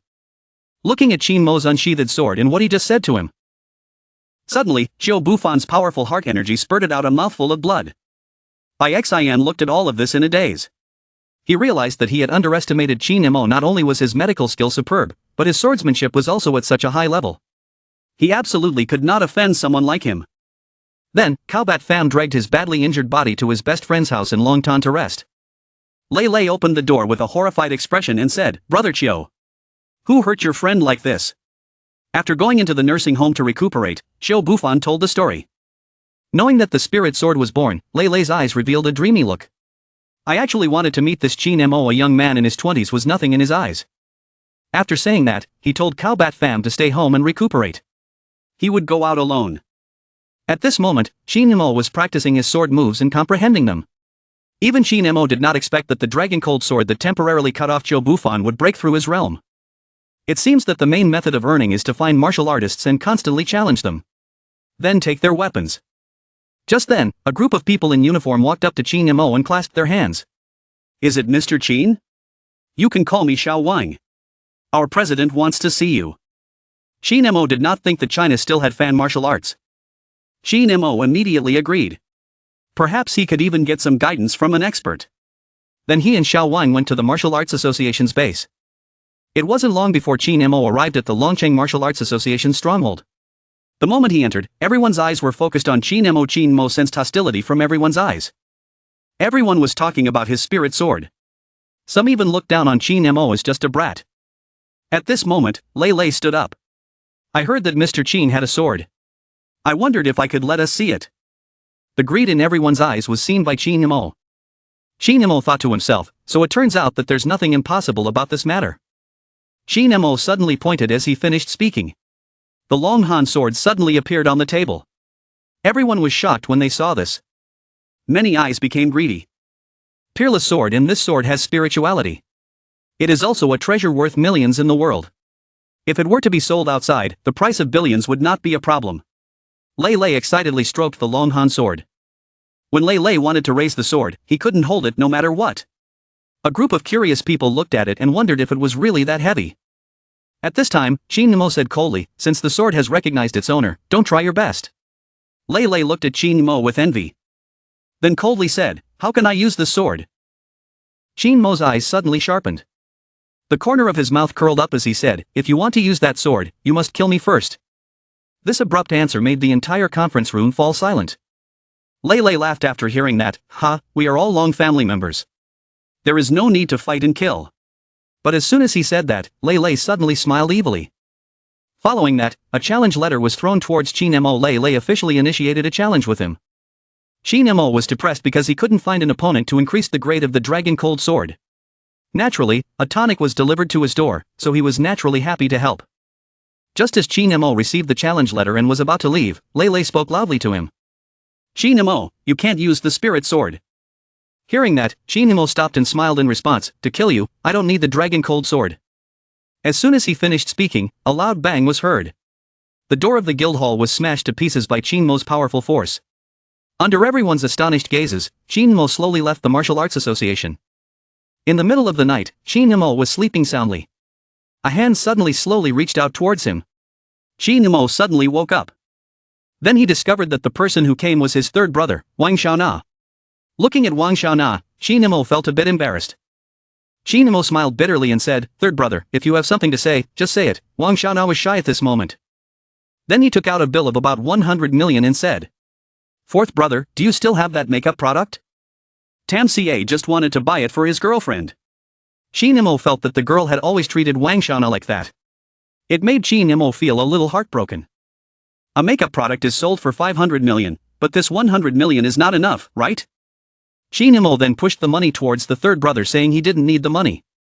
He will take his sister-in-law away in 2 days. Just go straight to the Lac Tien press conference. A few days later, Qi Nemo went to the scene to announce Lac Tien's makeup products. Not long after, Wang Xiaona was seen walking past absent-mindedly. Qi Nemo asked suspiciously, "Third brother, what's wrong?" Wang Xiaona sighed and said, since their last argument she hadn't replied to third brother for many days. Tam Xie texted her and asked her to come. She didn't reply to my text either. Hearing this, Qi Nemo patted Wang Xiaona's shoulder and comforted her, saying, "It's okay. Maybe she's just too busy." Just then a luxury car stopped in front of the two people. Only saw Chang Guin and a man with a very intimate expression getting out of the car. Seeing the scene, Vang Tu-na was struck by lightning. Her whole body seemed to be crazy as she rushed towards the two of them. Chang Guin hated it and let go of Wang Xiaona's hand. She hurriedly explained to her new boyfriend, "I rejected Wang Xiaona but he kept pestering me." After hearing that, Vang Tu-na was stunned, not knowing why Chang Guin said that. Chang Guin laughed again and said, "Someone like you also wants to pursue me. How can you compare with my family? He travels by supercar, the clothes he gives me are worth tens of thousands. You even have to calculate 2 million. You should go back to your hometown and find an old woman to marry." At this time, Qi Nemo coldly snorted and said, she was right. Marrying her was really not as good as marrying an old woman. Fortunately, third brother saw through her one step ahead. If I don't really have to give her some makeup products, it will be a disadvantage for Tam Xie. Chang Guin heard and still raised his voice, "You bastard, don't embarrass yourself here. A bunch of poor devils in the dormitory." After saying that, Chang Guin arrogantly pulled her new man's hand and walked inside. Wang Xiaona was still standing there, absent-minded. Qi Nemo pulled him away and said, "What are you standing there for? Come with me. Today is a day to sell divine makeup products. Sister Wang's total sales of Lac Tien cosmetics can be said to be very high." After seeing D-Man pull Chang Guin in, she happily welcomed him. "Young Master D, I have finally been looking forward to your arrival. Is this your beautiful girlfriend? If she uses a makeup product, won't she turn into a fairy?" D-Min listened and smiled smugly, "There are many people who want to order this product. My 2 boxes are fine, right?" The princess smiled and told the two of them to sit down and relax. Just then, 3 voices came from afar. "If anyone dares to let him sit today, don't blame me." When Wang Jie saw Qi Nemo, she was shocked and stunned on the spot. It was Qi Nemo who made her quit her job at the car dealership. She had no choice but to come to Luotian to ask for a new job. Then Qi Nemo saw this dog-faced girl. He also recognized the woman who asked her husband to beat him the other day. At this time, the silly expression on Wang Jie's face gradually recovered. On the contrary, she coldly smiled because D-Min was a big customer. She would definitely be valued by Lac Tien Cosmetics. And today, this little white-faced Qi Nemo was a good opportunity for her to take revenge. Thinking about this, she looked at Qi Nemo with a haughty air and said, "Isn't this the little lady who threw herself away? What do you want to buy at Luotian today?" Wang Xiaona nervously pulled Qi Nemo aside. Besides being afraid of causing trouble, she also didn't want to bother Qi Nemo. Qi Nemo smiled and waved his hand at Wang Xiaona. Even if he left today, he still couldn't escape the laughter of others. Then he immediately said coldly, if she kept her mouth shut, she still had a chance to continue working here. Otherwise, she would throw away her rice bowl today. After hearing this, the Wang family laughed, ha. She also did not believe that Qi Nemo could have any connection with the Luotian Cosmetics Company. Just relying on the two of you poor people. Just running behind the back of a rich woman, what is that? Qi Nemo heard that and immediately replied, giving her one last chance, quickly apologize to us. Seeing this, Vang Tai immediately pointed and insulted the two of you, asking what the hell are you to decide here? Seeing this, D-Min said, that's right. Who are you to be here and still make us apologize? Before he finished speaking, an invisible aura sent Dykeman and the other two flying. Seeing this, the princess couldn't help but get angry and said, are you guys still stupid? Chase these ignorant people out. Let them know about the security of Lac Tien Cosmetics. After saying that, several security personnel gathered towards Chin Imo and the other two. Just then, a sound came from afar. The behavior and demeanor of the makeup sales manager Lak Tien really opened my eyes. This beautiful woman has been secretly watching him ever since Chin Mo entered. Now she even came forward for him. This couldn't help but make Chin Imo feel like maybe he was too handsome. After a short while, Chin Imo and his group all returned to their seats. With the appearance of Chairman Lak Tien's new product launch officially began. Welcome to the makeup product launch. This is our new product from Lak Tien. The quality of the toxic substances is 0. 1 drop can instantly make your face beautiful. It also has permanent skin protection. The people below the stage heard this and went crazy. Instant beauty and permanent skin care. This was truly divine water. Okay, I'm done with my introductions. Now everyone give a round of applause to Mr. Chin, the creator of the divine water. At this time, the group of people below the stage were still thinking about how to flatter this Mr. Tan. But at this moment, Chin Mo slowly stood up and walked towards the stands under everyone's gaze. Nak Tien, and more than 10 managers bowed respectfully and said, Mr. Tan. Chaungwin under the stage and Dykeman and the others were all gaping in surprise. They couldn't believe that all of this was true. But Chin Mo's words were like a ray of clear mist hitting everyone's heads. Hello everyone, I am Chin Mo, the creator of divine water. Seeing his fourth brother on the high platform made Wang Xiaona stunned. He thought that his fourth brother really had a relationship with Luo Tian. He did not expect that his fourth brother was the one who researched the divine water. And the Wangjia who was still smug just now seemed to have no strength left. Her entire body collapsed on the ground. At this moment, Chin Mo opened his mouth again and said, I will only say one thing. My products are not for sale to that woman. As soon as these words were spoken, everyone looked at the two Chaungwin people in the back row. Demon angrily jumped up and said, Chin Mo, who are you? Luo Tian is not for you to decide. At this time, Nak Tu said that what Mr. Tan said represents my words. These words were like a slap in the face to Dykeman, leaving him unable to say another word. Next, Chin Mo waved his hand to call the security guard who was working. Just as the scene had just happened, a group of security guards arrived. They directly chased Di-min and Chaungwin out. At this time, Di-min was still struggling and arrogantly saying, my father is the owner of the Dayu Wharf. How dare you do this to me? Chaungwin was completely hopeless. Looking at Bang Tu-na sitting there without any movement. At this moment, regret also arose in his heart. Everyone present understood how high Chin Mo's status was in Lak Tien Cosmetics. At this moment, Chin Mo walked to the side of the princess and stopped. Then he calmly said, I hate the most people who look at others with dog eyes. This gentle sentence was like holding the life and death of the royal sister in her hands. Nak Tu heard and instantly got angry and said, she doesn't need to come here to work anymore. After saying that, a group of security guards directly dragged the princess out. Chin Mo then finished his business and intended to leave. At this moment, a sweet voice came from behind Chin Mo. Please wait a moment, get in the car, I have something to say. Chin Mo respected the woman who had just helped him and agreed. Getting into the car, Chin Mo frowned slightly because the car was not in good condition. The beauty did not pay attention to Chin Mo's expression but instead indifferently asked the person who was Chin Mo. Before Chin Mo could reply, the driver sitting in the front row suddenly said coldly, young Master Chin is very strong, right? Chin Mo smiled slightly and said, he never said he was very strong. At this moment, the beauty sized up Chin Mo a bit. A flash of disappointment flashed through his eyes, but he said nothing more. Okay, you go down. Chin Mo thought these two people were mentally retarded. They wanted to invite him into the car to talk, but then inexplicably let him get off. Chin Mo was very confused about this but did not say anything. After the door closed, the driver in the front seat spoke again, Miss, Xiao asked for a bodyguard for you but it was not possible. Let me protect you. Only then will the boss be at ease. I am weak and older than a college student. But looking at that skinny kid, he has no strength at all. At this moment, the girl reluctantly touched her forehead, thinking that Uncle Fook was right. Just then the car window suddenly made a sound. It was Chin Mo who rolled down the car window. Chin Mo's smiling face suddenly appeared before his eyes. Chin Mo threw the bomb in his hand out the window. There were also 3 small listening devices. It was still quite dangerous to put it under the car. Everyone, please be careful in the future. The girl and Uncle Fook saw that and their eyes widened. Then Chin Mo slowly reached out his hand towards the girl's forbidden place. The girl's face turned red and she said, what the hell are you doing? Only to see Chin Mo pulling down the buttons of her shirt. Immediately placed in front of her was a wiretapping button. How interesting, after saying that, Chin Mo smiled and left. At this moment, Uncle Fu's arrogance completely changed. Seeing Qin Mo's departing figure, he was completely shocked. There were many bombs and listening devices in the car. I didn't even detect them once. The girl hurriedly got out of the car and called Qin Mo to stop.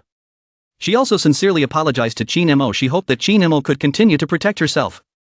Qin Mo heard that and calmly told the girl that he would consider it. Unexpectedly, Qin Mo Han refused to give up his intention. He also said that if Qin Mo did not agree, he could only go to school to ask him 3 times. Hearing this, Qin Mo could only reluctantly agree. A few days later, the Longtan Airport Tian Security Company, led by Qian Nam himself, all listened to Qin Mo's orders. Just then 3 helicopters slowly landed in front of everyone. A slender woman stepped down from the plane. This beautiful woman was Qin Mo Han, the head of the Qin family of Huahai province. Qin Mo Han coldly walked down the plane, only Qin Mo was still calm with his hands in his pockets. Qin Mo looked at her. This time the transaction negotiations, the opponent arranged a lot of assassins. My safety has been entrusted to you. At this time, Qin Mo Han's senior brother sarcastically said, my sister. You would entrust your life to a student. Beside Qin Chu was a strong foreign man. He had the head of a sheep and the back of a bear and a tiger. Man Ti looked at Qin Mo and a group of bodyguards. The group of warriors were terrified after seeing this man. It was Surya, a retired special force of the Navy. He was really too awesome. Qin Chu actually invited him. Surya looked at Qin Mo's small and skinny figure and couldn't help but laugh mockingly. Are you their leader? Whatever happens, I can handle it. You can go now. Qin Mo heard this and chuckled. When will it be foreigners' turn to interfere in China? Surya didn't expect Qin Mo to speak English so fluently. But he didn't take Qin Mo seriously either. At this time everyone started to get on the bus and move. On the way, the man kept talking about his experiences during his special time in the Navy. This could not help but make Qin Chu full of praise. Finally Surya shook his head and concluded that the Chinese bodyguard was not good. Qin Mo drove and listened to the 2 people bragging but didn't say anything. Then the car left the city.